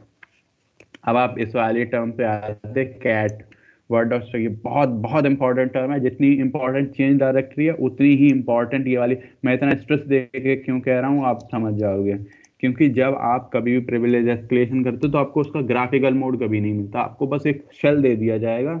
उस शेल से क्या होगा कि आप उसमें बस कमांड टाइप कर सकते हो और आपको कुछ दिखेगा भी नहीं, बस कमांड टाइप करो कुछ आउटपुट आएगा। तो उस वक्त हम लोग क्या करते हैं, कैट कमांड का यूज करते हैं। कोई फाइल है उसको सीधा सीधा अपना जो क्या बोलते हैं टर्मिनल है उसमें उसका कंटेंट प्रिंट करने के लिए, तो मैं टाइप कर देता कंटेंट प्रिंट करने के लिए program.py टैब प्रेस किया। तो आप देख पा रहे हो कि इसने टर्मिनल पे जो उसके अंदर का कंटेंट था वो सीधा सीधा टर्मिनल पे पेस्ट कर दिया। हम लोग को नैनो टेक्स्ट एडिटर ओपन करने की जरूरत नहीं पड़ी इस प्रोग्राम को देखने के लिए इसके अंदर क्या लिखा है। हम लोग सीधा कैट कमांड का यूज किया, program.py लिखा, तो इसने टर्मिनल पे ही मुझे बता दिया कि इस फाइल का क्या सिग्निफिकेंस है, इसके अंदर क्या कंटेंट लिखा है, वो सीधा टर्मिनल पे बता दिया। इसलिए ये कमांड बहुत यूजफुल है। और जबकि मैंने आपको बताया था जब मैं यूजर परमिशन बता रहा था यहाँ पे कि रूट के अंदर बिन होता है एक फोल्डर, उसमें कुछ एसेंशियल यूजर कमांड होती, तो ये जो कैट कमांड है वो उन्हीं एसेंशियल यूजर कमांड में आता है। ओके, तो मैं फिर से उसी वापस आ जा रहा हूँ। एको हैकोडेव $, इस कमांड का मैं बार बार यूज कर चुका हूँ ऑलरेडी, आपने देखा ही होगा, लेकिन मैं आपको इसको फिर से एक्सप्लेन कर दे रहा है। इसका यूज क्या है, एको ग्रेटर देन हैकोडेव.टेक्स्ट। एको कमांड क्या की यूज करता है कि अगर मैं ये जो कमांड यूज की है इसमें क्या करेगा कि जो ये टेक्स्ट फाइल है इसको क्रिएट कर देगा। एको कमांड लाइनेक्स में कमांड दो टाइप की होती है। लाइनेक्स में कमांड बहुत एडवांस होती हैं, एक ही कमांड दो काम कर सकती है, आई मीन दो से ज्यादा कर सकती है, इन जनरल दो काम तो करती। अब एको ने मैंने जब ये कमांड लिखी ना, एको फॉरवर्ड ग्रेटर देन हैकोडेव.टेक्स्ट, तो इसने क्या किया, एक टेक्स्ट हैकोडेव.टेक्स्ट नाम की फाइल बना दी। क्यों बना दी, क्योंकि अगर मैं एलएस करके दिखाऊं तो पहले फिलहाल तो एग्जिस्ट करे क्योंकि मैंने एको कर दिया है, लेकिन ऐसा होता है कि जब कोई फाइल एग्जिस्ट नहीं कर रही होती उस नाम की, मैं उसके साथ एको लिखता हूं तो वो उस नाम की फाइल बना देता है। और अगर मैं आपको दिखाऊं कि इस फाइल के अंदर कंटेंट क्या है, अभी आप थोड़ी देर होल्ड करेंगे तो आपको समझ आएगा मैं क्या कहने की कोशिश कर रहा हूँ। तो आप देख पा रहे हो अभी फिलहाल ये ब्लैंक फाइल है। पहले काम क्या किया था एको ने, इस नाम की कोई फाइल एग्जिस्ट नहीं कर रही थी इस नाम की, तो उसने ये फाइल बनाई थी। अब मैं दिखाता हूँ एको और क्या मैजिक कर सकता है।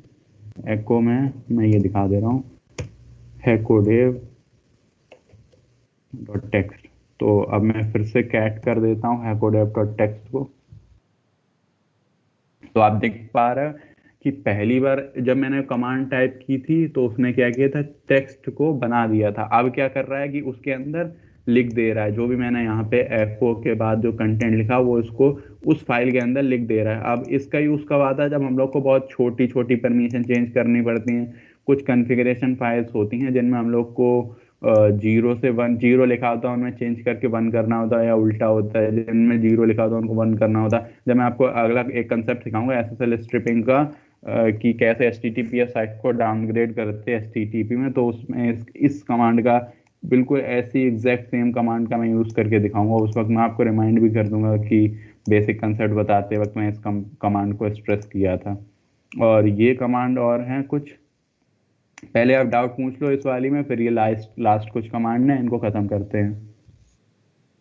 बॉस उसमें और सिर्फ राइट कर सकते हैं या फिर अपेंड भी कर सकते हैं? ये 1 लिखा, ये echo 1 echodev.txt, उसमें अपेंड करना हो तो सर? अपेंड करने का मतलब ओनली फॉर कोई सम हमारे पास कंटेंट है उसके अंदर ही एडिट करना है तो? हाँ, एक और चीज़ है जो मैं इसमें बताना भूल गया। ये जो कमांड होती है, अगर मैं इसके अंदर मैं कुछ भी कंटेंट लिख दूँ ना कि एको, मैं एक बार दिखा दे रहा आपको, तो ये जो अगर मैं echo 1 echodev.txt लिखूँ तो ऐसा नहीं ये ऐड करेगा कि उसके अंदर बहुत बड़ा एक कोड लिखा हो, फॉर एग्जांपल 10 लाइन का, और उसके बाद मैं लिखूँ echo 1 echodev तो उसमें 1 ऐड कर दे और वो 10 लाइन बचा। बिल्कुल नहीं, वो 10 लाइन को पहले गायब करेगा, उसके बाद उसमें 1 टाइप करेगा और बस खत्म। तो इस कमांड का थोड़ा ध्यान से भी यूज़ किया जाता है कि ये जो है वो जो पुरानी फाइल्स है उसको, उसके अंदर का पुराना जो कंटेंट है उसको ख़त्म करके जो आपने यहाँ पे टर्मिनल में दिया है सिर्फ उतना ही कम कंटेंट लिख देगा। ठीक है, आई होप यही आपका डाउट था। तो वो ओवरराइट करेगा है ना बॉस? हाँ हाँ, ओवरराइट करेगा। और बॉस जो ये एको है वो प्रेजेंट वर्किंग डायरेक्टरी में बनाएगा ना सब फाइल्स अगर हाँ बनाना? हाँ, प्रेजेंट वर्किंग डायरेक्टरी में बनाता है। ओके। तो बस आपने कहा इसमें 0 को 1 चेंज करना है, तो फिर वो ये तो पूरा ही रिमूव करके वापस से 1 ऐड करेगा, तब तो इसमें एडिट कहाँ होगा ये?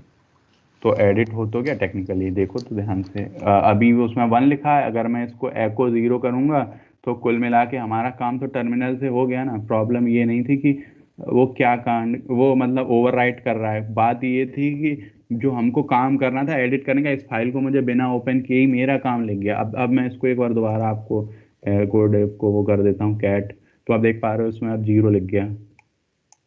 तो टेक्निकली तो हमने टर्मिनल से उसके अंदर उसको ओवरराइट कर तो दिया, जो उसका कंटेंट था, मतलब उसका कंटेंट एडिट हो गया।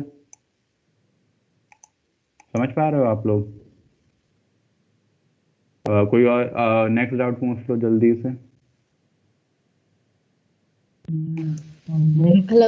Many people having the problem of like they are DMing me and they are saying like they are unmutable, so they are asking about privilege escalate. So I'm gonna give you a brief description about privilege escalation. Basically, it's gaining the access over the particular file. So that's nothing more than that. So don't overhype the word. That's both. You can go ahead with the privilege escalation. Okay guys, हो गया। तो privilege escalation के बारे में बता रहा था, उससे किसी ने पर्सनली डाउट पूछा होगा, तो उसका कंटेंट में उसने एक्सप्लेन कर दिया कि प्रिविलेज एस्केलेशन में हम लोग क्या करते हैं कि हम लोग एक लो यूज़र के अकाउंट तक पहुंच जाते हैं और फिर हम लोग काम करते हैं, इन्यूमरेट करते हैं मशीन को, बार बार उसमें वल्नरेबिलिटी ढूंढते हैं, उनको एक्सप्लॉइट करते हैं, किसी तरह से रूट यूज़र तक पहुंचना होता है। तो मैं आपको थोड़ा सा टिप्स देना, मेन टिप्स जो मुझे बतानी थी वो मैं एक चीज़ बताना आपको भूल गया कि इसमें करियर में आगे कैसे बढ़ते। तो पहले जो मेरी लाइनेक्स की कमांड है उनको ख़त्म कर लेते, फिर मैं इन पे आपको ये और बता दूंगा जो कि मिस हो गया था, उसने याद दिला दिया। ये वाली कमांड और मैं आपको बता दे रहा, उसके बाद नेटवर्किंग की कमांड है आई गेस। ये कमांड एक second. Yes Ankur, ask everyone if they are comfortable with the pace. Is everyone comfortable with the pace? You want it fast, slow, anything? Screen lag हो जाती कई बार। वो आपके networking site पे issue है। ठीक आ रहा है, आपकी तरफ से कोई भी इशू हो सकता है। बाकी देख पेस के का बताइए आप। मेरा नेटवर्क तो ठीक ही आ रहा है, कितना केबी जा रहा है? Your network is fine. मेरा नेटवर्क तो Fine, ठीक it's है। fine. पेस बताइए। Is anyone having any problem? Boss pace is alright. Okay, fine. Boss Thank ये you. सब टर्म्स जो आप यूज कर रहे हैं वो अभी नए हैं, तो क्या हम लोग बाद में इसको हाँ समझ कोई सकते दिक्कत हैं? नहीं है, वो एक बार में नहीं क्लिक करता है, कोई दिक्कत नहीं है। वैसे तो मैं रिकॉर्डिंग भेज रहा हूँ, अभी मैं टेक क्यूब से बात कर रहा हूँ। मैं भी श्योर नहीं हूँ कि वो लोग वीडियो भी सेंड करने पे एग्री हैं कि नहीं है। वो मैं एक बार वीडियो तो रिकॉर्ड कर रहा हूँ, फिर मैं एक बार क्लियर करूंगा कि वो लोग वीडियो शेयर करने का ऑप्शन भी दे रहे हैं हम लोग को कि नहीं। अगर वो दे देंगे तो मैं आपको वीडियो भी शेयर कर दूंगा, आप बाद में भी देख सकते हो, कोई नहीं दिक्कत नहीं, मैंने वो नहीं कहा। अगर आप कोई अचानक से नया वर्ड यूज कर रहे हैं, जैसे एक आपने एक्सक्लेमेशन वर्ड यूज किया, तो उसको अगर आप थोड़ा सा मतलब कोई अगर नई चीज आप एक्सप्लेन करें, तो अगर आप थोड़ा सा ऐसा उसके बारे में बता दें तो बेटर यूज होता। करूंगा। वो कोर्स के अंदर इसमें जो 4 दिन की कोर्स है उसके अंदर वो कवर हो ही जाएंगे। लाइक मैं प्रिविलेज एस्केलेशन टर्म यूज किया, मैं आपको पूरा प्रिविलेज एस्केलेशन एक मशीन पे करके दिखाऊंगा एग्जांपल के लिए। मैंने उसके लिए एक मशीन सेट कर रखी, वर्चुअल मशीन अपने इसी कंप्यूटर में, आपको पूरा करके दिखाऊंगा, तो आप पूरा Okay, कंसेप्ट डेप्थ में समझ जाओगे कि एग्जैक्टली क्या चल रहा है। ठीक है, तो जितने भी मैं टर्म यूज करूंगा उन सबको, या तो अगर वो उनका मैं प्रैक्टिकल नहीं दूंगा तो उनको मैं एक्सप्लेन कर दूंगा, और इन केस अगर मैं आपका उसका प्रैक्टिकल नहीं दूंगा तो फिर मुझे लगता नहीं उनको एक्सप्लेन करने की जरूरत पड़ेगी आपको। आई होप आपको पॉइंट मिल गया होगा। फिर भी अगर आप पूछ पॉसिबल हो तो वीडियो अवेलेबल करा देना ना, थोड़ा नेटवर्क की वजह से छूट गया था। ओके हाँ, अगर किसी को होगा तो वीडियो अवेलेबल हो जाएगा। We are recording the session. If there is a problem we will provide you with the video. हम लोग इस कमांड तक पहुंच चुके थे, ये फाइनल कुछ कमांड्स और बची हैं बेसिक कमांड्स में, तो वो उनको हम खत्म कर लेते हैं। बेसिक कमांड्स ये रही। उसके बाद नेटवर्किंग की कमांड है, वो हो सकता है देखते हैं टाइम बचता है तो आज खत्म करेंगे, नहीं तो कल फिर थोड़ा जल्दी पढ़ाएंगे क्योंकि काफ़ी अभी काम बचा हुआ है। तो आप देख पा रहे हो history, CP program, MB program जैसे मेन, और ये लोकेट। तो इन सारी कमांड को मैं एक बार समझा दे रहा। हिस्ट्री कमांड का काम क्या होता है? HISTORY, हिस्ट्री कमांड का क्या यूज है? जितनी भी कमांड मैंने आज यूज की ना, उन सबकी हिस्ट्री बता देगा कि मैंने ये इस यूजर पे ये वाली कमांड मैंने यूज की है। तो पता है इसमें एक बहुत प्रीमियम चीज है कमांड्स में कि अगर मैं किसी भी यूजर की हिस्ट्री देख सकता हूँ, तो ऐसा हो सकता है कि उस यूजर ने कभी कोई पासवर्ड टाइप किया हो। तो इसलिए हमेशा ध्यान रखा था कि जो हिस्ट्री कमांड है, हिस्ट्री कमांड की जो जिस कॉन्फ़िगरेशन फाइल में ये स्टोर होती है हिस्ट्री, उसको हम लोग डिलीट कर दें या एडिट करके रखें, क्योंकि आप देख पा रहे हो कि मैंने कितनी कमांड यूज की हैं। लाइक 264 कमांड यूज की, सारी की सारी कमांड्स उसमें है। तो इसका यूज कब आता है? इसका यूज तब आता है 2-3 केसेस में यूज आता है। पहला केस तो तब होता है जब हम लोग को कुछ का काम कर रहे होते हैं और वो सक्सेसफुल हो जाता है, फिर हमको याद नहीं था कि मैंने कौन कौन सी कमांड यूज की थी, कहाँ गया था। तो आप हिस्ट्री कमांड का यूज करके अपनी सारी कमांड्स का वो देख सकते हैं, टाइमलाइन देख सकते हैं कि मैंने कौन सी कमांड कब यूज की थी। तो उससे आप लोग फिर से फिगर आउट कर सकते हैं एग्जैक्टली आपने प्रोसेस किया क्या था। उस वक्त हिस्ट्री कमांड का यूज आता है। और दूसरी बात है, हिस्ट्री कमांड का यूज आता है प्रिविलेज एस्केलेशन में। तो फिर से वही बात है, प्रिविलेज एस्केलेशन मैंने आपको भी समझाया था कि हम लोग मशीन को इन्यूमरेट करते हैं, नॉन रूट यूजर में होते हैं और हमको रूट यूजर तक पहुंचना होता है उसको प्रिविलेज। तो उसमें हम लोग नॉन रूट यूजर की हिस्ट्री कमांड को चेक कर, हिस्ट्री कमांड टाइप करते और उसकी हिस्ट्री चेक करते, क्या उसने पूरी कमांड्स लाइन लिखते वक्त कहीं पर भी कोई पासवर्ड का यूज किया है क्या। अगर उसने कहीं भी पासवर्ड का यूज किया होगा तो हमारा काम हो जाएगा। That's it.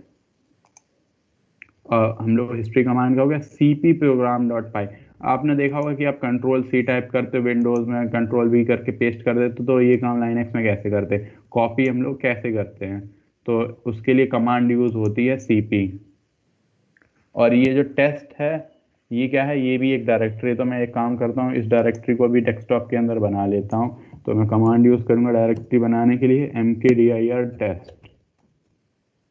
आपको दिखा दे रहा है, ये देखिए कमांड से टेस्ट डायरेक्टरी बन गई, टेस्ट डायरेक्टरी है क्योंकि डायरेक्टरी इसलिए ये क्या बोलते हैं ब्लू कलर में आ रही है। अब क्या करना है, हमको कॉपी करना है जो program.py वाला जो प्रोग्राम है वो टेस्ट डायरेक्टरी में कॉपी करना है। मैं एक बार आपको डायरेक्टरी के अंदर जाके दिखा दे रहा है कि ये डायरेक्टरी ब्लैंक है। ls किया तो आपको दिख रहा होगा ब्लैंक है। मैं वापस आया तो my mistake, cd dot dot. अब मैं फिर से डेस्कटॉप की डायरेक्टरी में पहुंच गया हूँ। मैं डेस्कटॉप की डायरेक्टरी में क्या करूंगा कि ये जो प्रोग्राम डॉट पाई है इसको, क्योंकि ये जो प्रोग्राम डॉट पाई वो डेस्कटॉप की डायरेक्टरी में, तो मैं इसको कॉपी करने के लिए क्या करूंगा, प्रोग्राम डॉट पाई, और उसको मैं कॉपी करूंगा टेस्ट डायरेक्टरी में। Okay okay okay, can not create a regular file test, sorry,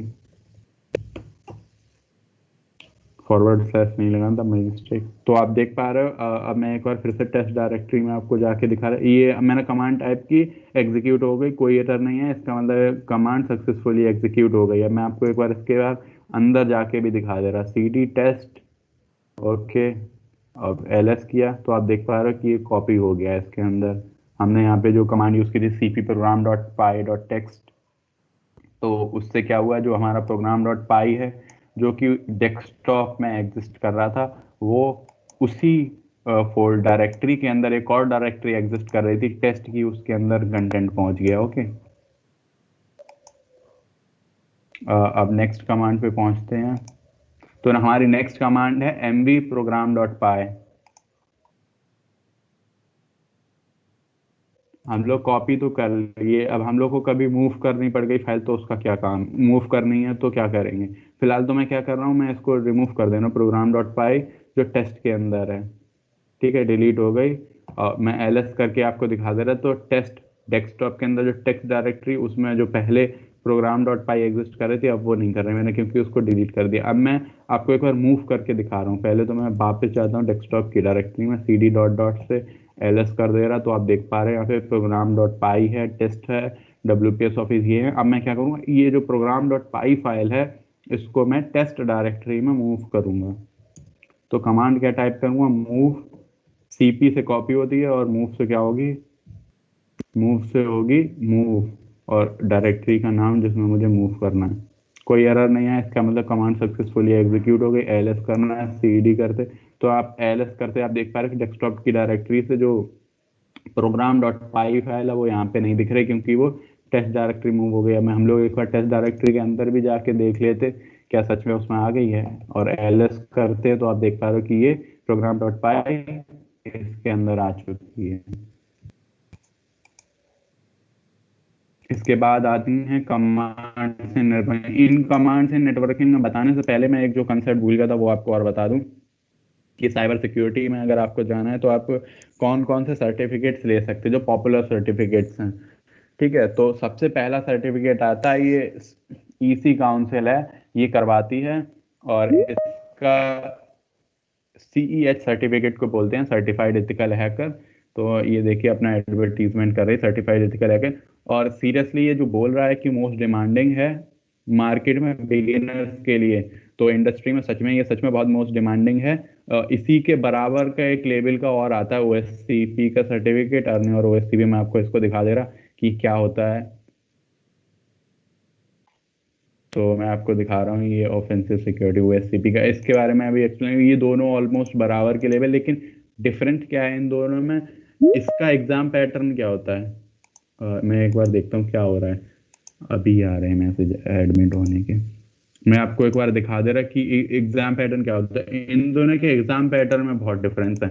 इसका नाम है ऑफेंसिव सिक्योरिटी सर्टिफाइड प्रोफेशनल। जैसा कि इसका नाम ही बता रहा है, जनरली ये क्या करता है कि जो काम है वो हम लोग करते हैं एक्सप्लॉयटेशन के बेसिस पे, मतलब हम लोग को पेपर दिया जाएगा, आपको 24 घंटे मिलते हैं पेपर करने के, उसमें आपको 6 मशीन हैक करनी होती हैं। एक सेकंड मैं देख ले रहा हूँ। In general year by year कभी कभी चेंज हो जाता है, बट इन जनरल जहाँ तक मुझे याद है 6 करनी होती, और आई गेस 75% या फिर 80% आपको जो है एग्जाम टाइम होता है, सॉरी क्वालिफाइंग मार्क्स होते हैं। मतलब आपको 6 मशीन दी जाएंगी तो उसमें ऑलमोस्ट 80% आपको मार्क्स अटेन करने हैं। तो आप इसके बारे में अगर आपको ज़्यादा पढ़ना है तो ऑफेंसिव सिक्योरिटी में आप लिख देना penetration testing with Kali /OSCP, तो आप इस पे पहुंच जाएंगे, आप इस पे रीड कर पाएंगे कि इसके बारे में क्या है क्या नहीं है। लेकिन अगर और दूसरा सर्टिफिकेट है सर्टिफाइड एथिकल हैकर का।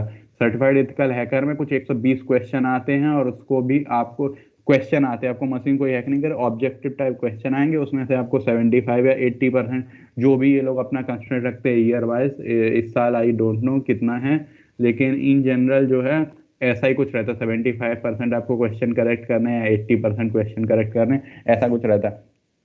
तो ये आपको एक कोर्स प्रोवाइड करेंगे, आप उससे पढ़ते हैं, उसको पढ़ने के बाद आपको एक टेस्ट देना होता है, अगर आप उसको क्वालिफाई हो गए तो आपको क्या बोलते हैं सर्टिफिकेट दे दिया जाए कि आप एक सर्टिफाइड एथिकल हैकर हैं। लेकिन इसमें जो मुझे खराबी क्या लगती है कि एक ऑब्जेक्टिव करते हैं, आप इससे प्रैक्टिकल नॉलेज नहीं चेक कर पाएंगे। लेकिन अच्छी बात ये कि ये मार्केट में ज़्यादा डिमांडिंग है OSCP से, मतलब दोनों कंपेरेबल के डिमांडिंग है, लेकिन ये थोड़ा सा एज रखता है सर्टिफाइड एथिकल हैकर का सर्टिफिकेट मार्केट में। और इसको वैसे ध्यान देखा जाए तो OSCP कंपैरिजन में इसको क्वालिफाई करना भी थोड़ा सा आसान रहता है। और अगर मैं इसकी फीस की बात करूं तो आई गेस इसकी फीस समवॉट 40,000 के अराउंड रहती है। तो आपको रीज़न समझ आओगे कि इनमें से मैं कोई भी सर्टिफिकेट क्योंकि मेरे पास इनमें से कोई भी सर्टिफिकेट क्यों नहीं है, आपको समझ आ गया होगा। इनकी सर्टिफिकेशन की कॉस्ट है 40,000 सर्टिफाइड एथिकल हैकर की, और इसकी कुछ 70 से 80,000 है OSCP के। द ओनली रीज़न मैं इनमें से कोई भी सर्टिफिकेट अभी मेरे पास नहीं है, बिकॉज पापा को मनाना इस चीज़ के लिए ऑलरेडी बहुत टफ काम है। तो अब आप देख पा रहे हैं इसमें क्या करते हैं, इसका मैं बता दे रहा, इसका सिस्टम मुझे उससे OSCP से ज़्यादा CEH से ज़्यादा पसंद है। उसके पीछे रीज़न है, उसके पीछे रीज़न क्या है, ये इन्होंने अपनी एक इंट्रो वीडियो लगा रखी, पेनिट्रेशन टेस्टिंग विद काली। मैं आपको प्ले करके दिखा रहा हूँ थोड़ी सी। इसमें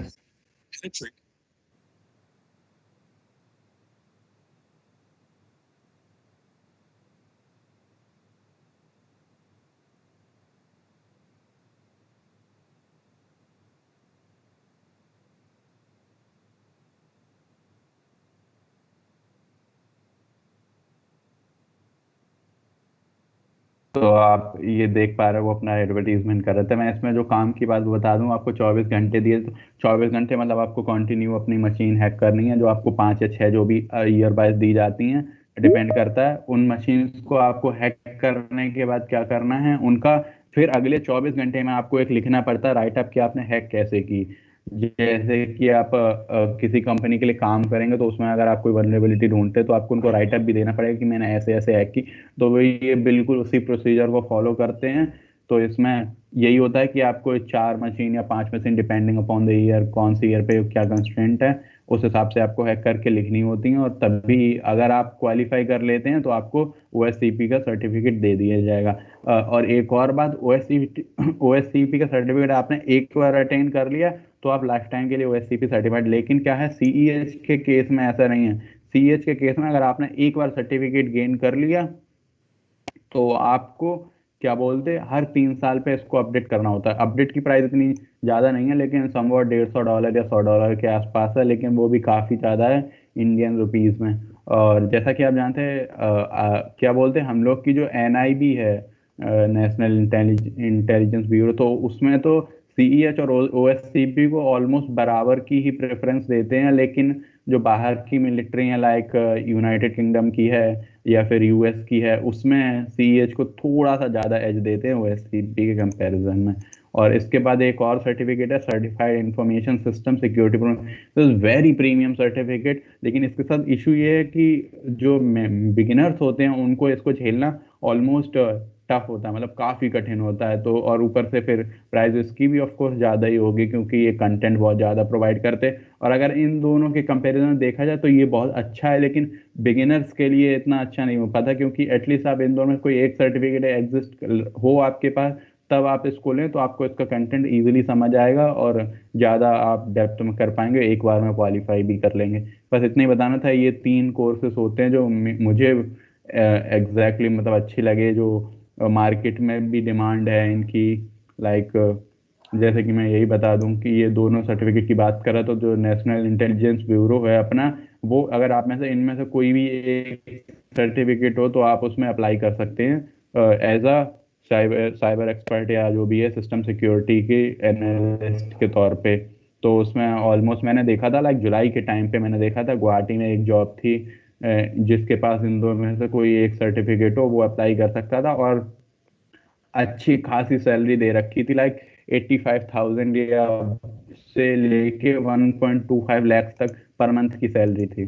तो I don't think government job इतनी सारी सैलरी साथ में रिस्पेक्ट काफ़ी अच्छे सर्टिफिकेट था। तो आप एक बार इनको पढ़ लेना, लेने की कोई ज़रूरत नहीं है, जस्ट इन केस आपके पास बहुत पैसा है और आपको बिल्कुल सीरियस हो चुके हैं तो फिर आप ले भी सकते हैं। अब मैं आगे की कमांड यूज़ करके बता दे रहा आप लोगों को कि नेटवर्किंग की कमांड क्या होती हैं। थोड़ा सा मूड लाइट करने के लिए मैंने वो सब बता दिया था। ओके, गलत कमांड है। CLS command actually clear screen करने के लिए कमांड प्रॉम्प्ट में यूज़ होती है, हम लोग टर्मिनल में यूज़ करते हैं क्लियर कमांड। तो अब नेटवर्किंग की कमांड है, तो नेटवर्किंग की कमांड में ये क्या है, शट डाउन कमांड है। अब मैं इसको टाइप तो नहीं कर रहा क्योंकि आपको पता चल गया होगा ये क्या करता है, शट डाउन कर देता है सिस्टम को। 1 मिनट के अंदर आपका सिस्टम शट डाउन हो जाएगा अगर आप ये कमांड टाइप कर। फॉर एग्जांपल आपने किसी रिमोट पीसी को हैक कर लिया है, ठीक, और आप चाह रहे हो कि मुझे उसको शट डाउन करना, मान लो वो लिनक्स का ही सिस्टम है, तो आप इस कमांड को टाइप करोगे और 1 मिनट में उसका सिस्टम शट डाउन हो जाएगा। तो मैं आपको एक बार ये करके दिखा दे रहा, शट डाउन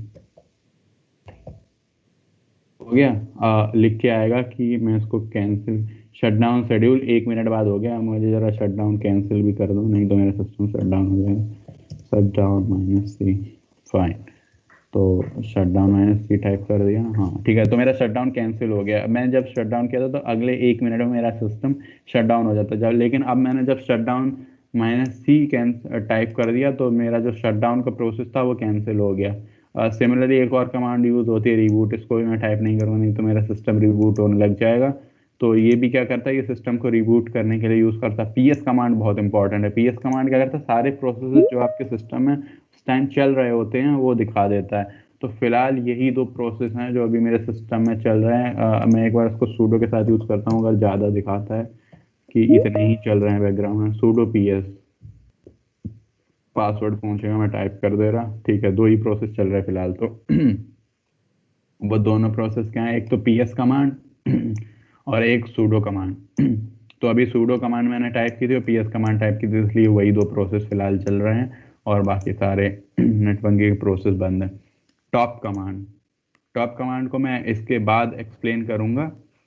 उससे पहले जो मैं आपको कमांड एक्सप्लेन करने जा रहा हूँ वो कमांड है, क्या बोलते हैं, यूनेम की कमांड। यूनेम की कमांड भी काफ़ी काम की कमांड है। क्या बोलते हैं, जो यूनेम की कमांड क्या करती है, यूज़र नेम जो हमारा नेम ऑफ आवर सिस्टम है उसको एक्सप्लेन करती है। तो यूनेम कमांड का भी प्रिविलेज एस्केलेशन में काफ़ी काम आता है यूनेम, तो बता दिया ये लाइनक्स है। और इसके साथ एक और ऐड होता है यूनेम-A, यूनेम-R भी यूज़ करते हैं इसके साथ, यूनेम-R। तो यूनेम-A से क्या जो भी पॉसिबल इंफॉर्मेशन इस सिस्टम के अबाउट है वो सब कुछ बता दो। तो ये बता रहा है नाम क्या है, लाइनक्स है, और नाम क्या है, काली है, उसका वर्जन कौन सा पड़ा है, ये पड़ा है, SMP है, डेबियन है, और उसके अलावा उसके कर्नल के वर्जन अपडेट 25/5/2020 को थी, और ये क्या बोलते हैं GNU लाइनक्स पे बेस्ड है। यूनेम.R से सिर्फ उसका कर्नल वर्जन बता देता है। तो इसका यूज़ क्या था मैं आपको बताऊंगा, कर्नल एक्सप्लॉइट बताऊंगा क्या होते हैं। कर्नल एक्सप्लॉइट, अगर आपको कर्नल वर्जन पता है तो आप गूगल पे कर्नल वर्जन सर्च करोगे, अगर कोई एक्सप्लॉइट उस कर्नल का, जैसे कि आपने यहाँ पे देख लिया कि ये लाइनक्स डेबियन बेस्ड की कर्नल ये है, गूगल पे आप क्या करोगे, इसको टाइप करोगे, सर्च करो क्या इस कर्नल के लिए कोई एक्सप्लॉइट अवेलेबल है। अगर आपको कोई कर्नल का एक्सप्लॉइट मिल जाता है तो समझ लो आपका बहुत अच्छी किस्मत है। लाइक आपको बस एक सिंपल सी कमांड टाइप करनी है, कोई दिमाग खर्चा नहीं करना, कुछ इन्यूमरेट नहीं करना, आपने बस एक्सप्लॉइट रन किया और आपको उस लाइनक्स का रूट एक्सेस मिल जाएगा, ठीक है। तो ये इस कमांड से हम लोग पता करते हैं कि जिस सिस्टम में हम अभी रन कर रहे हैं कि उसका कर्नल का वर्जन कौन सा है। और जनरली इसको तो हम उन्हीं मशीन्स पे, जब हम लोग हैक प्रिविलेज एस्केलेशन करें तो हमें दूसरी मशीन का शेल मिल जाएगा, उस पर हम लोग ये कमांड यूज़ करके उसका कर्नल वर्जन जानने की कोशिश करते हैं, ठीक है। और इसके बाद मैं आपको भी PS और टॉप में थोड़ा सा डिफरेंस है जो कि मैं अभी आपको बताऊंगा क्या है, इसलिए मैं इसको बाद में एक्सप्लेन करूंगा। और ifconfig कमांड का तो आपको दिन में 50 बार यूज़ करना पड़ेगा। आप कुछ भी काम करोगे आपको ifconfig का टाइप को करना ही पड़ेगा।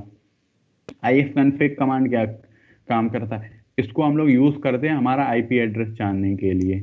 तो जो inet के आगे जो लिखा है वो मेरा लोकल IP एड्रेस है, ये मेरा पब्लिक IP एड्रेस नहीं है, ये मेरा प्राइवेट IP एड्रेस है जो लोकल नेटवर्क जो भी मेरी मशीन से कनेक्ट है वो दिखेंगे।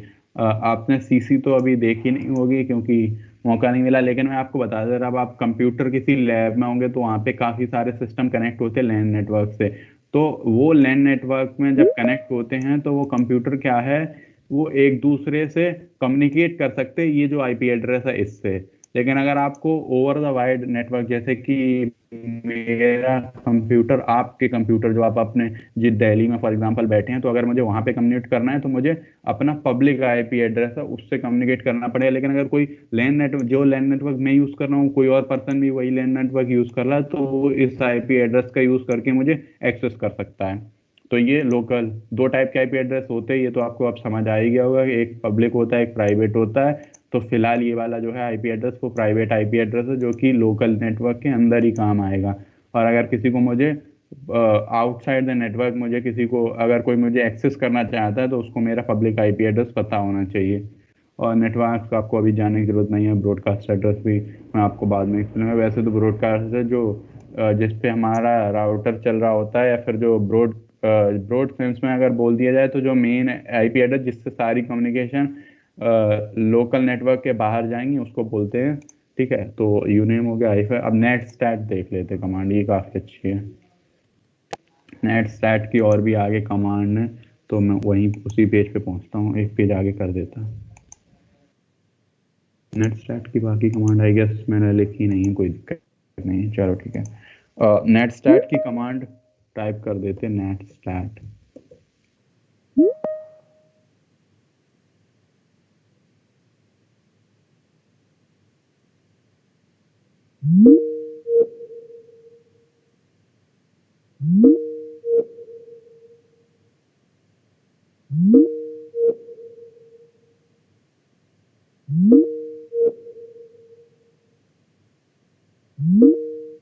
वो सर्विस किस पाथ में एग्जिस्ट कर रही है ये भी बताता है कि कनेक्शन स्टेबलाइज्ड है कि नहीं है। मैं इसको एक बार थोड़ा छोटा कर दूं ताकि आपको ये बात समझ आए एग्जैक्टली। और फिर मैं इस कमांड को दोबारा टाइप कर दे रहा, क्योंकि ऐसे ही थोड़ा सा वो हौच पौच हो गई ये कमांड, इसको मैं दोबारा टाइप।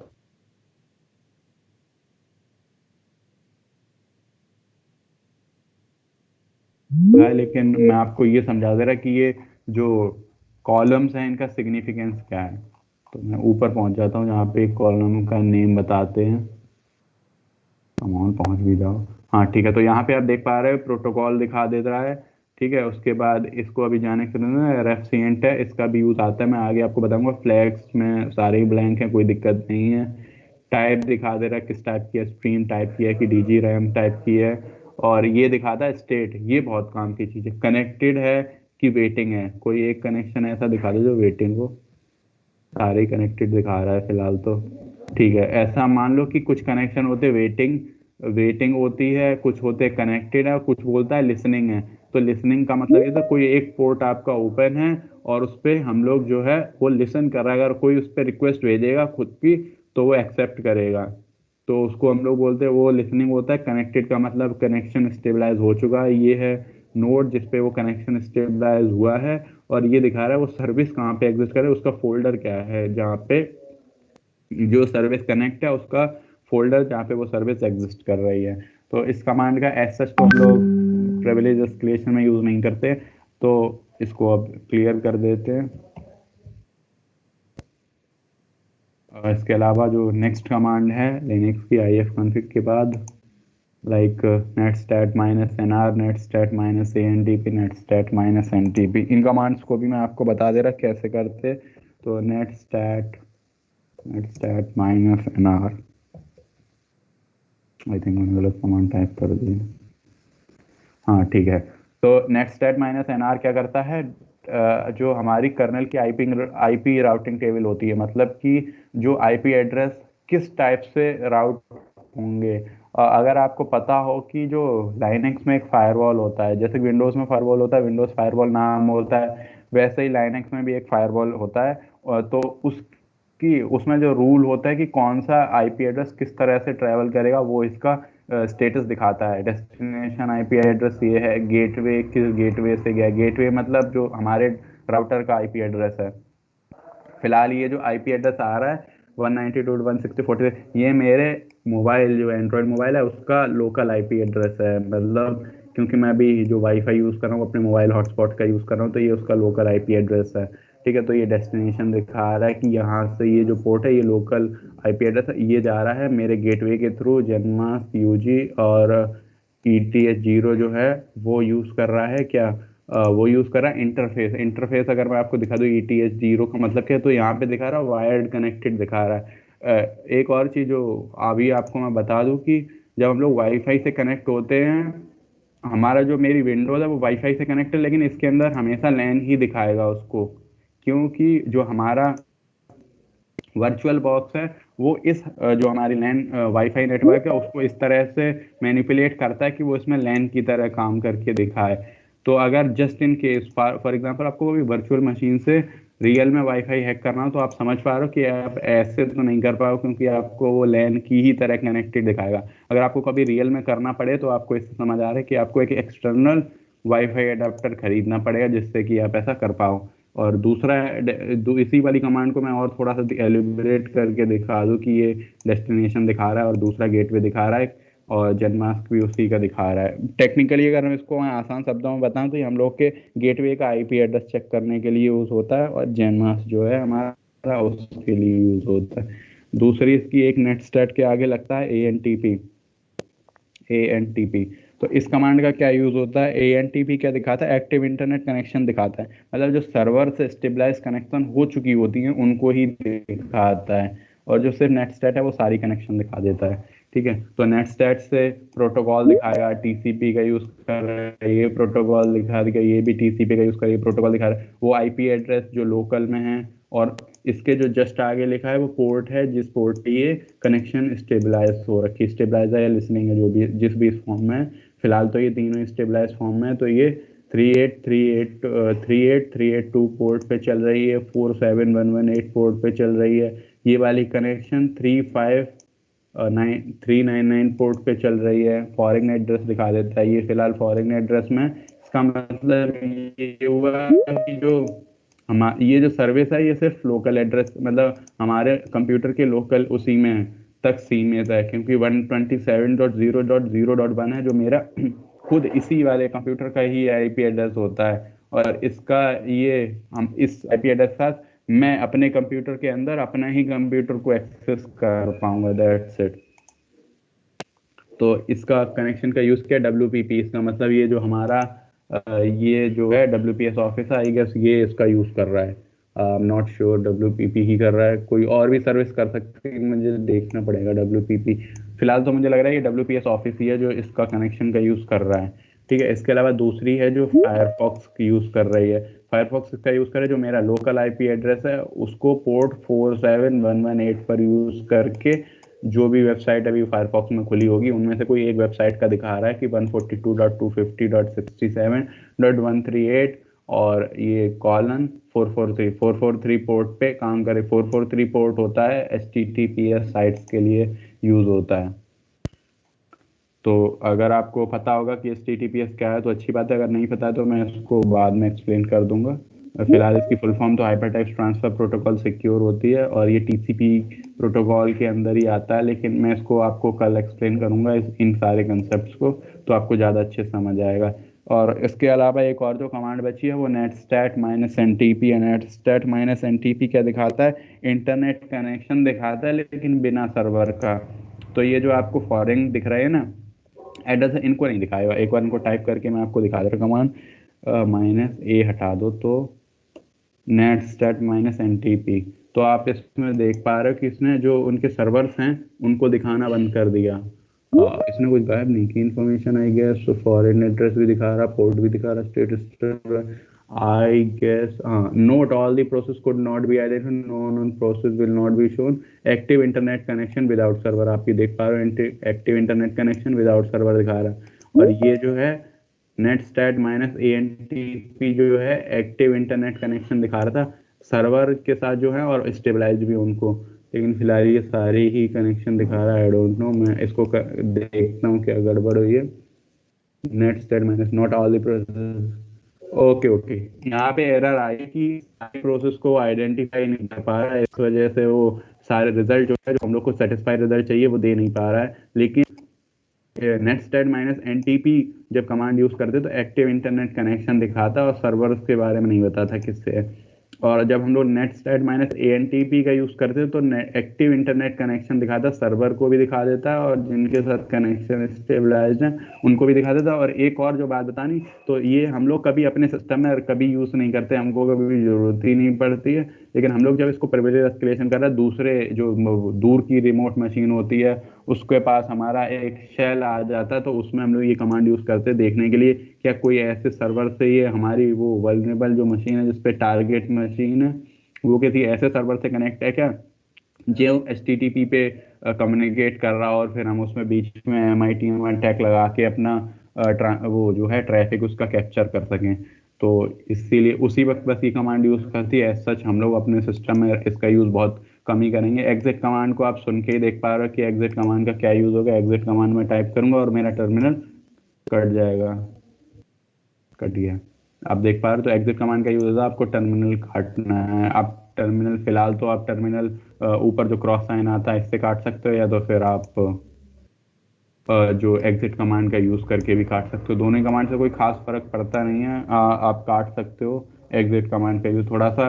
लेकिन एग्जिट कमांड का यूज यूजफुल तब आता है जब आप, फिर से मैं वही बात बोल रहा हूँ बार बार, आपको लाइनक्स प्रिविलेज एस्केलेशन पे मुझे जाना पड़ रहा है कि दूसरी मशीन का शेल आएगा तो उसमें हो सकता है आपको ये जो क्रॉस का साइन जो यहाँ पे दिख रहा है वो उस वक्त नहीं दिखेगा। तो उस वक्त आपको उस मशीन से कनेक्शन वो एग्जिट करना है, तो आपको उस वक्त एग्जिट कमांड का यूज करना पड़ेगा।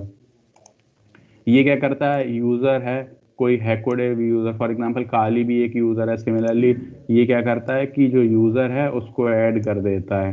तो मैं यूजर कमांड का यूज कर ले रहा, कमांड है ऐड यूजर हैकोडेव। ओके सूडो के साथ यूज करना पड़ेगा क्योंकि आप जो काम कर रहे हैं उसको लिए रूट की प्रिविलेज जरूरत है। क्योंकि आप कैसे भी कोई भी अगर बिना रूट के परमिशन के ये कमांड हो जाए तो आप देख पा रहे हो कि कोई भी रिमोटली मेरे पीसी को एक्सेस करेगा और एक यूजर अकाउंट ऐड कर देगा और फिर उसको रूट अकाउंट ऐड करेगा, तो फिर उसके बाद वो आसानी से ले सकता है बिना पासवर्ड के कनेक्शन। तो इसलिए ये रूट एक्सेस मांगता है, ये काली का फीचर है। ये मेरे से पासवर्ड पूछ रहा है तो पासवर्ड के लिए भी मैं कुछ टाइप कर देता हूँ। आई होप कि सही टाइप हुआ। वाह, यस।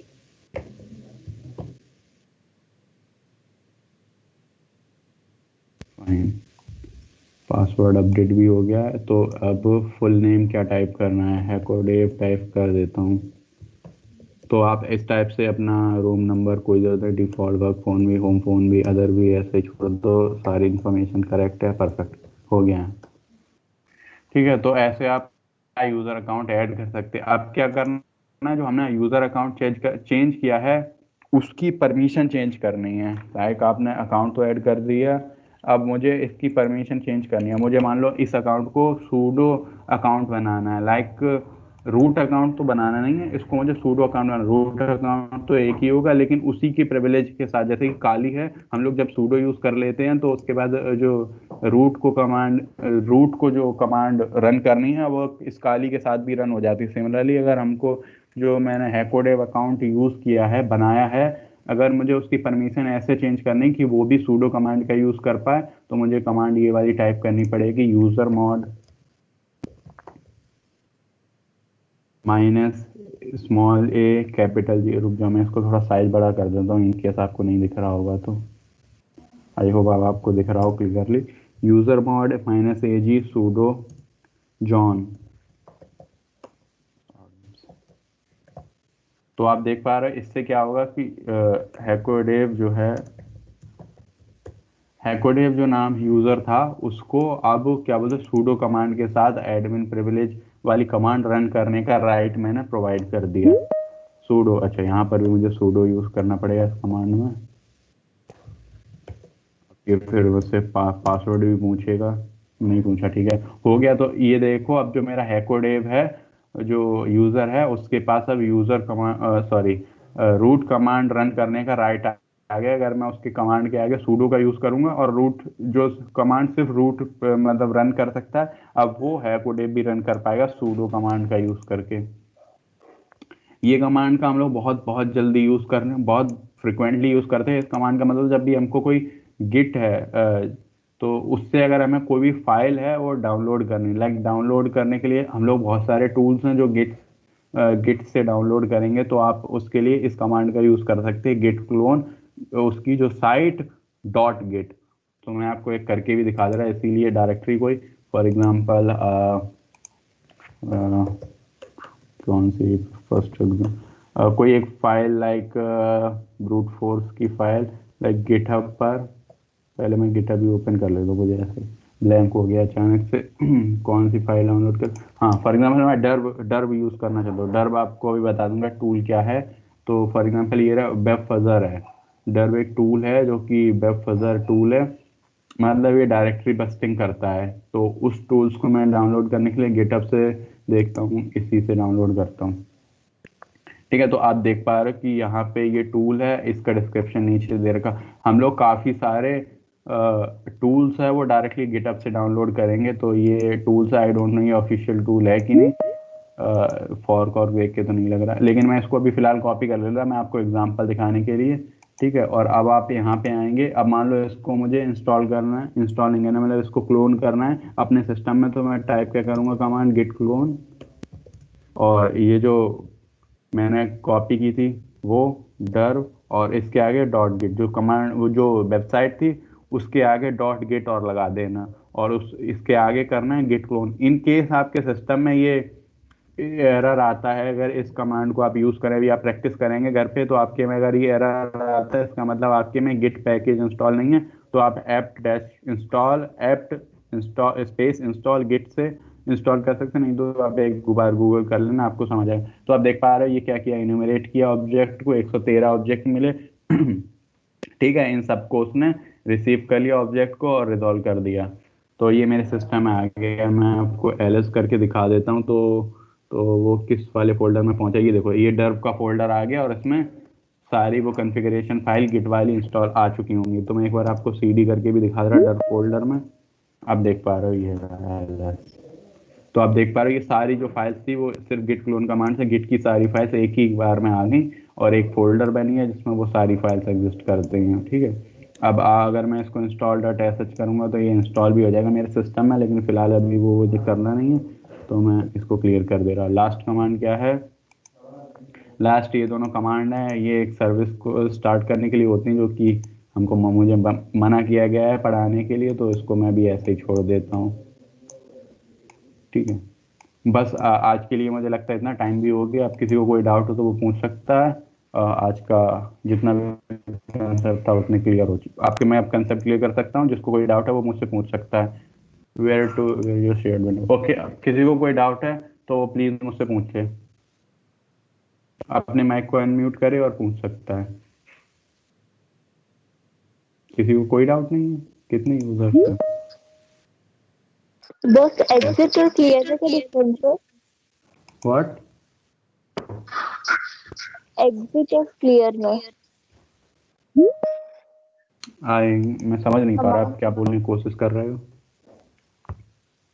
कमांड है ना एग्जिट और क्लियर वाला। ओके एग्जिट कमांड है। हाँ, एग्जिट कमांड का ये होता है कि टर्मिनल में जिसमें ओपन किया हूँ मैं उस टर्मिनल को काट दूं, खत्म। इतनी सिंपल सी है जो टर्मिनल है। अगर आप बहुत आलसी फील कर रहे हैं, माउस फॉर एग्जांपल आप कीबोर्ड पे काम कर रहे हैं, फिर आपको माउस यूज कर रहे हैं तो आपको हाथ उठा के माउस तक ले जाना पड़ेगा, तो उससे बेटर आइडिया रहता है कि आप बैठे बैठे कीबोर्ड से एग्जिट टाइप करके टर्मिनल काट दें, समझ रहे हो। इसीलिए इस कमांड का यूज किया गया है। और बाकी कमांड एस्केलेशन में इसका वो यूज करते हैं, बस दैट्स इट। और किसी को और कोई डाउट है तो वो पूछ सकता है। बॉस ऐड यूजर में मेरे ओनली रूट में ऐड यूजर और ग्रुप टू का सिस्टम आ रहा है। व्हाट? ऐड यूजर जब डालता हूँ ना मैं कमांड में तो ओनली रूट में ऐड सिस्टम आ रहा है मेरे। मैं अभी समझ नहीं पा रहा हूँ तुम्हारे कोई एरर आ रहा है कि व्हाट, क्या दिक्कत आ रही लाइक? अगर कोई एरर आ रहा है तो मैं उसको बाद में एक्सप्लेन कर दूंगा। अगर तुम उस कमांड को sudo के साथ यूज करें तो आई गेस रिजॉल्व हो जाएगा। ओके। कोई किसी को और कोई डाउट है कमांड्स में या किसी में कंसेप्ट में? बॉस आप git clone कमांड वापस बता सकते हैं? हाँ, git clone कमांड का काम क्या होता है कि जो हमारी git कमांड जो भी आपको पता नहीं होगा, लेकिन मैं आपको बता दूं कि git जो है इस पर आपको ऑलमोस्ट सारे टूल्स जो हम लोग यूज करेंगे वो मिल जाएंगे। काली में काफी सारे ऑलमोस्ट 500 टूल्स प्री इंस्टॉल आते हैं, लेकिन फिर भी आप देखोगे आपको बहुत सारे टूल्स हैं जो आपको नहीं मिलेंगे और आपको नेट से ढूंढने पड़ेंगे। तो जो काली के लिए जो भी टूल्स यूज करते हैं इन जनरल आपको वो गिट पर जो गिटहब है उस पर आपको मिल ही जाएंगे। तो गिटहब से अगर आपको कोई भी टूल्स या आप उसको बोलते हैं रिपोजिटरी, उनको गिटहब के टेक्निकल टर्म में जो यूज करते हैं, अगर आपको कोई भी रिपोजिटरी अपने सिस्टम में इंस्टॉल करनी है लिनक्स सिस्टम में, तो आपको ये वाली कमांड इस्तेमाल करनी पड़ेगी git clone, उसकी कमांड जो भी है एंड git जो भी वेबसाइट है .git। तो इससे क्या होगा आपके सिस्टम में वो वाली रिपोजिटरी इंस्टॉल हो जाएगी। Okay okay boss.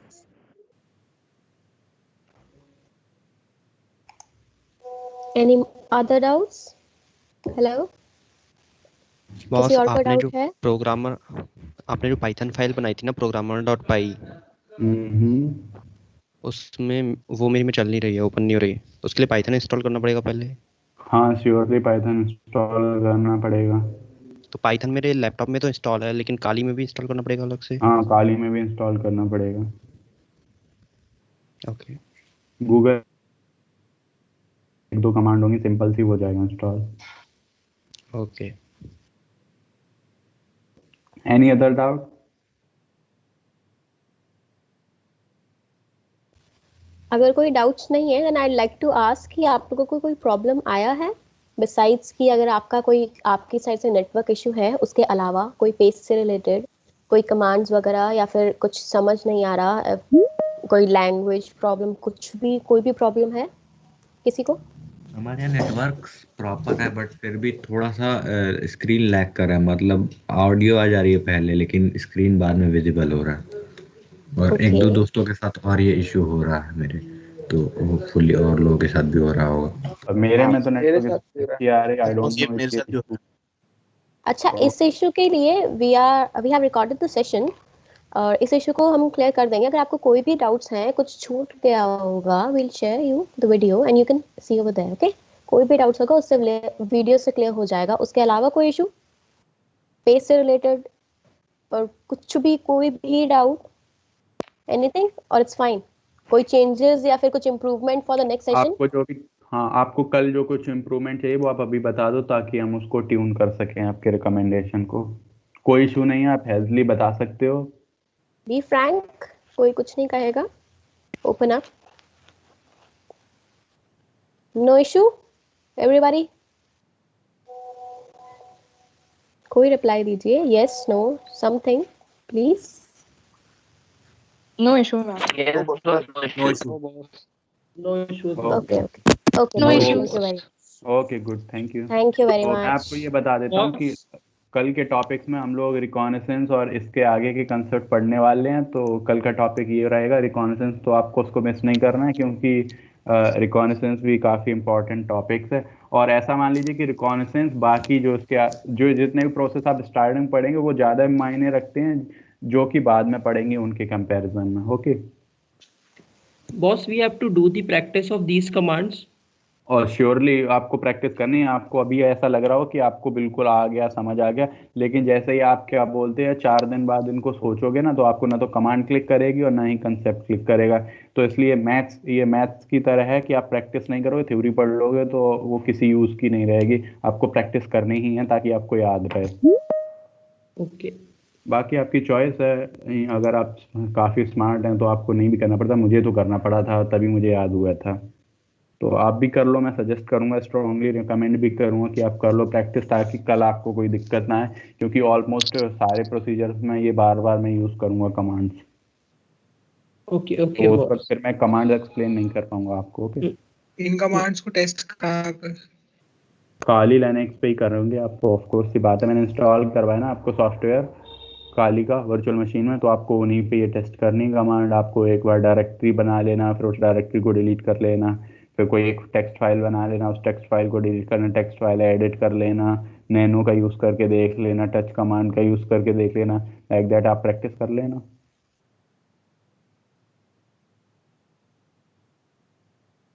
स्लाइड मैं आज की भेज दूंगा, देखता हूँ मैं 9-10 बजे के आसपास तक। तो आप कल, आपके पास कल का पूरा दिन होगा। मुझे लगता है आपकी क्लासेस भी चल रही है, एक बार मुझे कोई क्लासेस का कंफर्म कराओ, आपका एग्जाम और क्लासेस का क्या सीन है?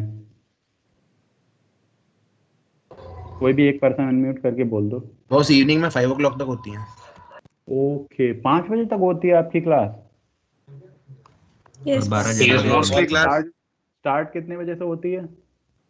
सर 2 to 5 लैब नहीं है तो लेकिन सुबह 8 बजे होती कभी है कभी boss। लैब होती है तो 10 बजे कभी लैब होती है, ट्यूटोरियल हो जाता है।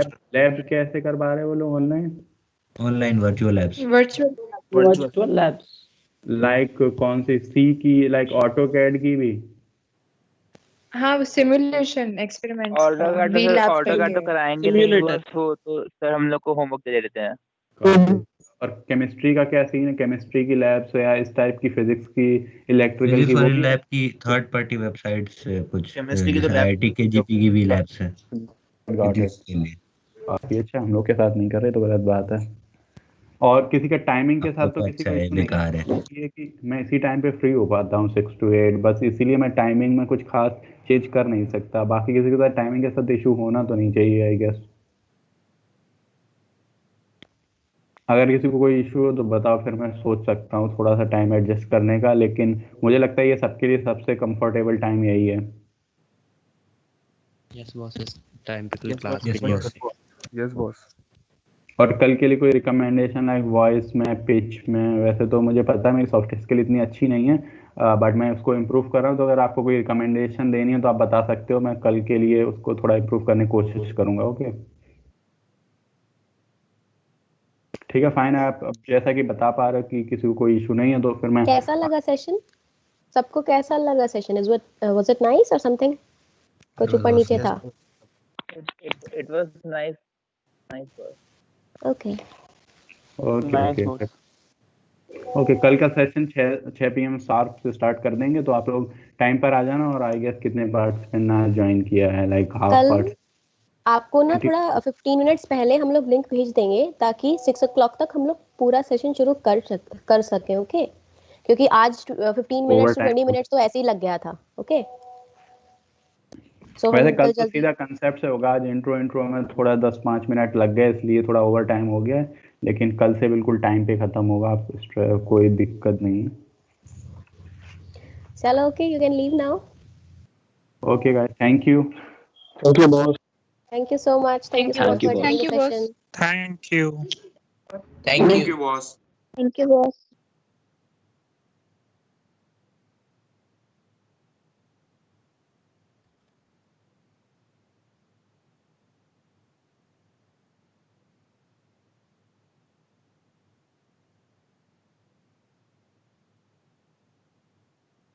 Thank you, boss. Okay. Welcome guys.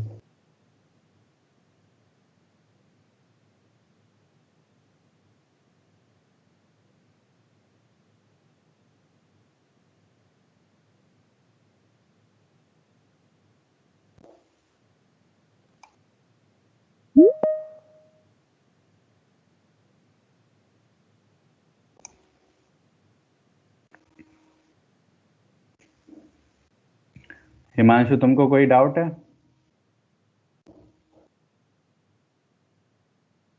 Himanshu Jahangir, आपको कोई डाउट हो तो पूछ सकते हो।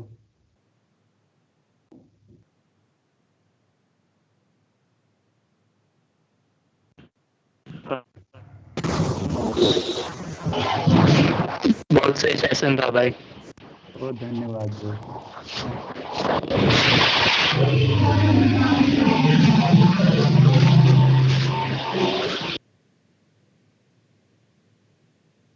तुमको सचिन कोई डाउट है?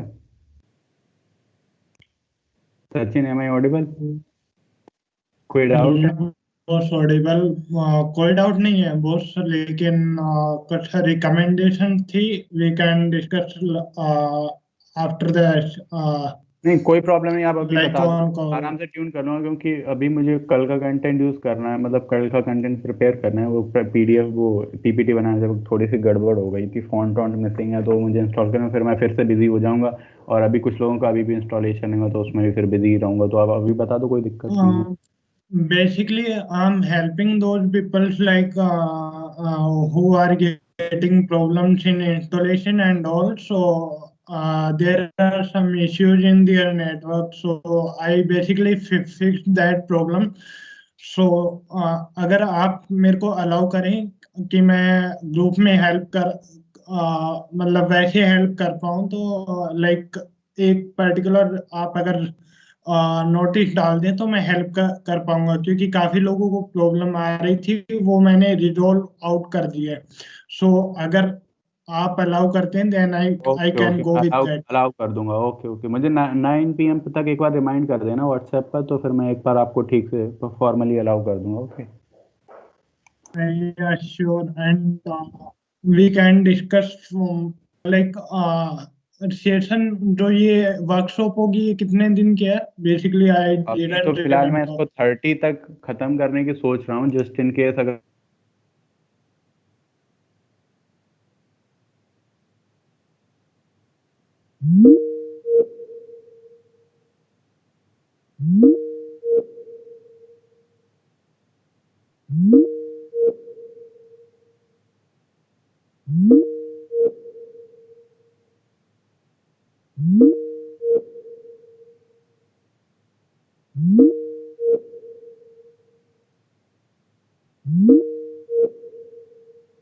वो यूज करना है, वो टेस्ट होगा, ताकि वॉलंटियर की टीम में जो बंदे पहले से हैं उनमें से कुछ लोग रखना है और कुछ टेस्ट से रखेंगे, ताकि मुझे कुछ सीरियस बंदे मिले जो सच में आगे बढ़ना चाहते। लाइक 250 ने रजिस्टर किया था, 100 लोग आए, उस हिसाब से मैं बता रहा हूँ। तो but जो भी but I know a like I know a person in like एक बंदा है जो पेनिट्रेशन टेस्टिंग में काफी अच्छा है, एंड बेसिकली वो ये सेशंस अटेंड नहीं कर रहा, तो मेरे को भी like as you can see like as a volunteer ही अटेंड कर रहा हूँ, वरना मैं भी अटेंड नहीं करता, क्योंकि हम लोगों का ऑलरेडी एक लेवल है। तो हम चाहते हैं कि आप हमें लाइक एक पूरी कॉलेज की एक हैकोडेव की अलग टीम बने, जो हैकोडेव को इंडिया लेवल और इंटरनेशनल लेवल पे रिप्रेजेंट कर पाए। We want that part. मैं इसको रिकमेंडेशन को ट्यून करूंगा अभी तो फिलहाल, क्योंकि 95% से ज़्यादा बच्चों ने बोला था कि बिल्कुल स्क्रैच से स्टार्ट करना है, तो फिर कॉलेज को भी इसी रिकमेंडेशन पे कॉलेज ने हम लोग को अलाउ किया कि बिल्कुल आप स्क्रैच से स्टार्ट करेंगे और कोई भी एडवांस चीज़ नहीं बताएंगे, तो फिर मुझे उसको फॉलो करना ही कंपलसरी है। इस वजह से कल भी मोस्ट प्रोबेबली मैं बेसिक ही पढ़ाऊंगा, थोड़े बहुत टूल्स का यूज़ करके बताऊंगा, और जब आप कह रहे हो कि आपको थोड़ा बहुत एक्सपीरियंस तो हो सकता है, फिर आपको टूल्स भी आते हो लाइक JTR और हाइड्रा वगैरह, आपको फिर कमांड या पता या होते हैं। बेसिकली आपने जो टूल बताया, बेसिकली जो आपने टेक्स्ट एडिटर बताया, उसकी जगह आपको विम बताना चाहिए था, क्योंकि विम इज लाइक विम का दिक्कत, विम के पास खुद से बच्चों को अभी यही कमांड नहीं होंगे, फिर मैं विम के कमांड भी बता देता। वैसे मैं प्रेफरेंसली खुद से ही इसका यूज करता हूँ, लाइक नैनो का ही। तो फिर वैसे तो मैं Gedit बताना भूल गया, जो कि C प्रोग्रामिंग में लोगों को यूज करवाया जाएगा, Gedit का यूज करते हैं लोग, मतलब अपने कॉलेज CSIT वाले सर ने बता दिया था, सबको बता दिया था, क्योंकि उन्होंने लाइनक्स सिस्टम पे मैंने उनको विम सजेस्ट किया था, क्योंकि अभी लोग इसको लाइक यूज करने में लाइक थोड़ी डिफिकल्टी होती है, लेकिन काफी अच्छा टूल है, टेक्स्ट एडिटर है मतलब। हाँ विम मुझे पता है, उसकी मुझे कैपेबिलिटीज पता है, मैंने एक्सप्लोर किया है उसको। लाइक बिगिनर्स के लिए मैंने इसको बता दिया है। अगर ऐसा कुछ देखते हैं कि ज़्यादा लोगों को विम में इंटरेस्ट है, तो उसको भी मैं फिर रिकमेंड कर दूंगा, कोई दिक्कत नहीं है सच, क्योंकि 95% से ज़्यादा लोगों ने स्क्रैच से स्टार्ट करने को बोली, इसलिए मैं अभी फिलहाल चीज़ें सिंपल रख रहा हूँ। आप देखोगे 1-2 दिन में वर्कशॉप में मैं थोड़ा सा लेवल बढ़ाऊंगा। अभी तो आज बिगिनर्स था और इंट्रो क्लास थी, तो इसलिए मैंने थोड़ा लेवल नॉर्मल रखा था। ओके ठीक है, मुझे लगता है तुम्हारा डाउट क्लियर हो गया होगा। Okay.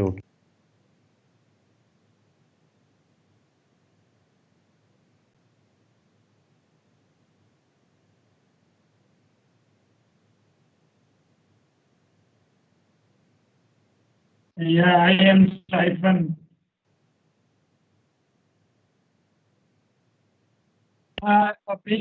Basically, sorry for that because sorry for that part because like I basically didn't recommended like anybody, like I didn't go to that part. So हाँ, और मैं आपका और लाइक आप सबसे sorry for that part because like मैं थोड़ा awkward था उस पार्ट के लिए because I have work for like a lot of you can say hacking jokes like Aryan Bose को पता होगा, लाइक अंकुर बोस को पता होगा कि लूल्ड शेक इंडिया और टीम अल्टीमेट कितने मतलब अमेजिंग टीम्स हैं. So as being a part of that, I didn't realize that my seniors have some values. So sorry for that by my head. Okay, no problem, कोई दिक्कत नहीं है.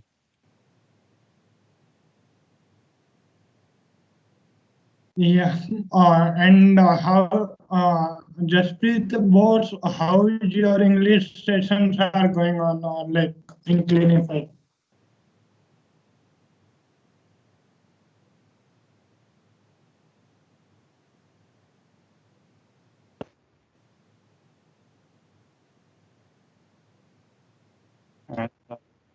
सचिन, मुझे बस एग्जाम का अपना सीन बताओ कब है, ताकि मैं उस हिसाब से डेट्स को एडजस्ट करूँ.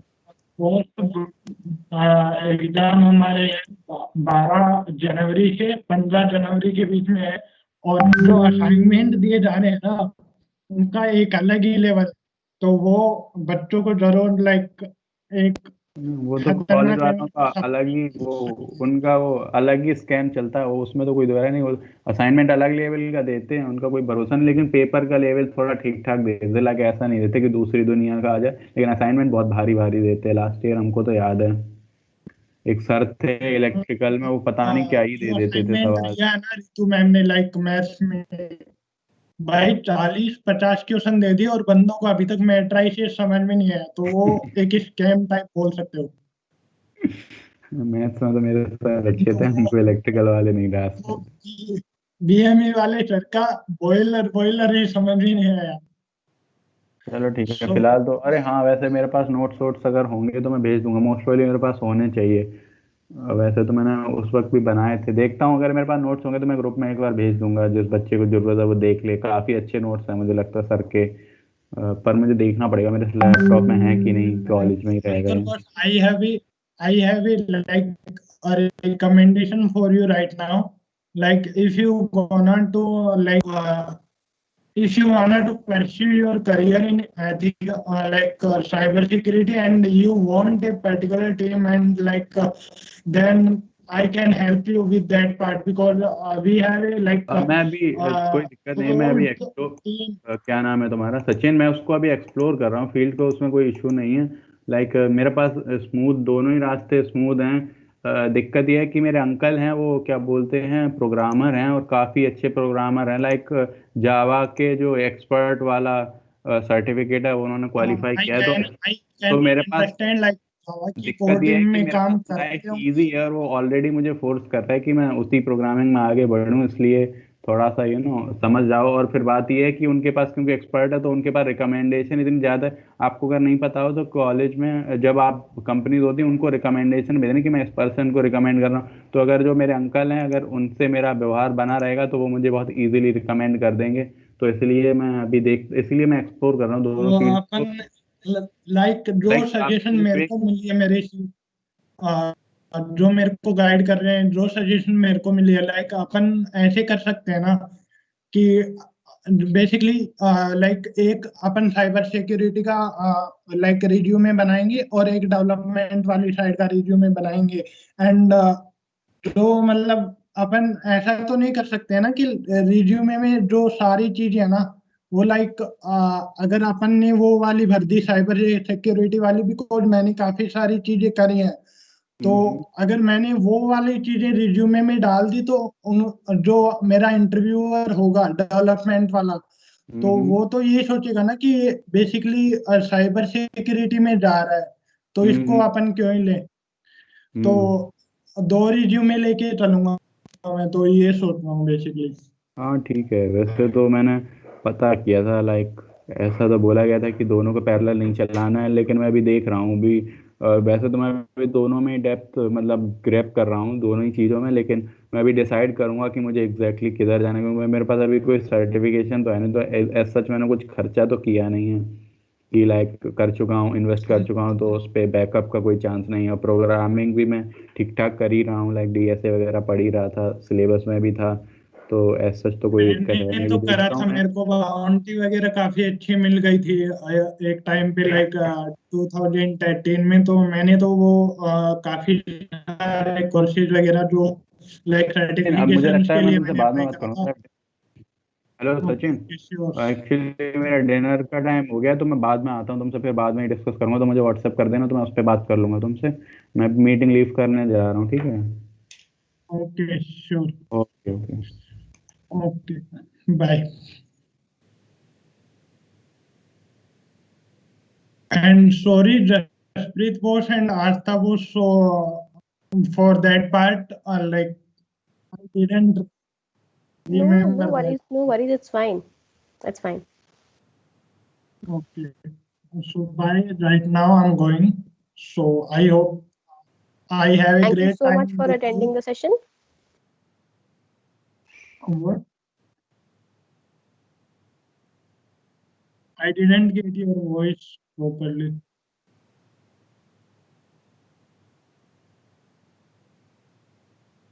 Okay, okay. Thank you. And like आप मेरे को थोड़ी सजेशन दे पाएंगे, like how to deal with college assignments?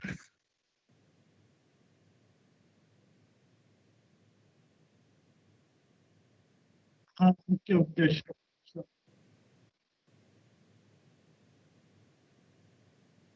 हाँ हाँ हाँ ओके ओके श्योर। तो मैं व्हाट्सएप व्हाट्सएप से मेरे को एक नफरत चाहिए, बिकॉज वहाँ पे मैं ज्यादातर मतलब नंबर वगैरह कभी मेरे को बदलना पड़ जाता, तो मेरी चैट वगैरह वाइप आउट होती है, इसलिए मैं लाइक डिस्कॉर्ड को ज्यादा प्रेफरेंस देता हूँ इस मामले में। तो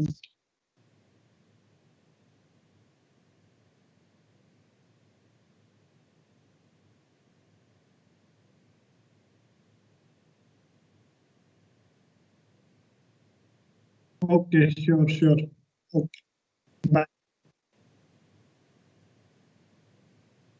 हाँ हाँ हाँ श्योर श्योर। Okay bye.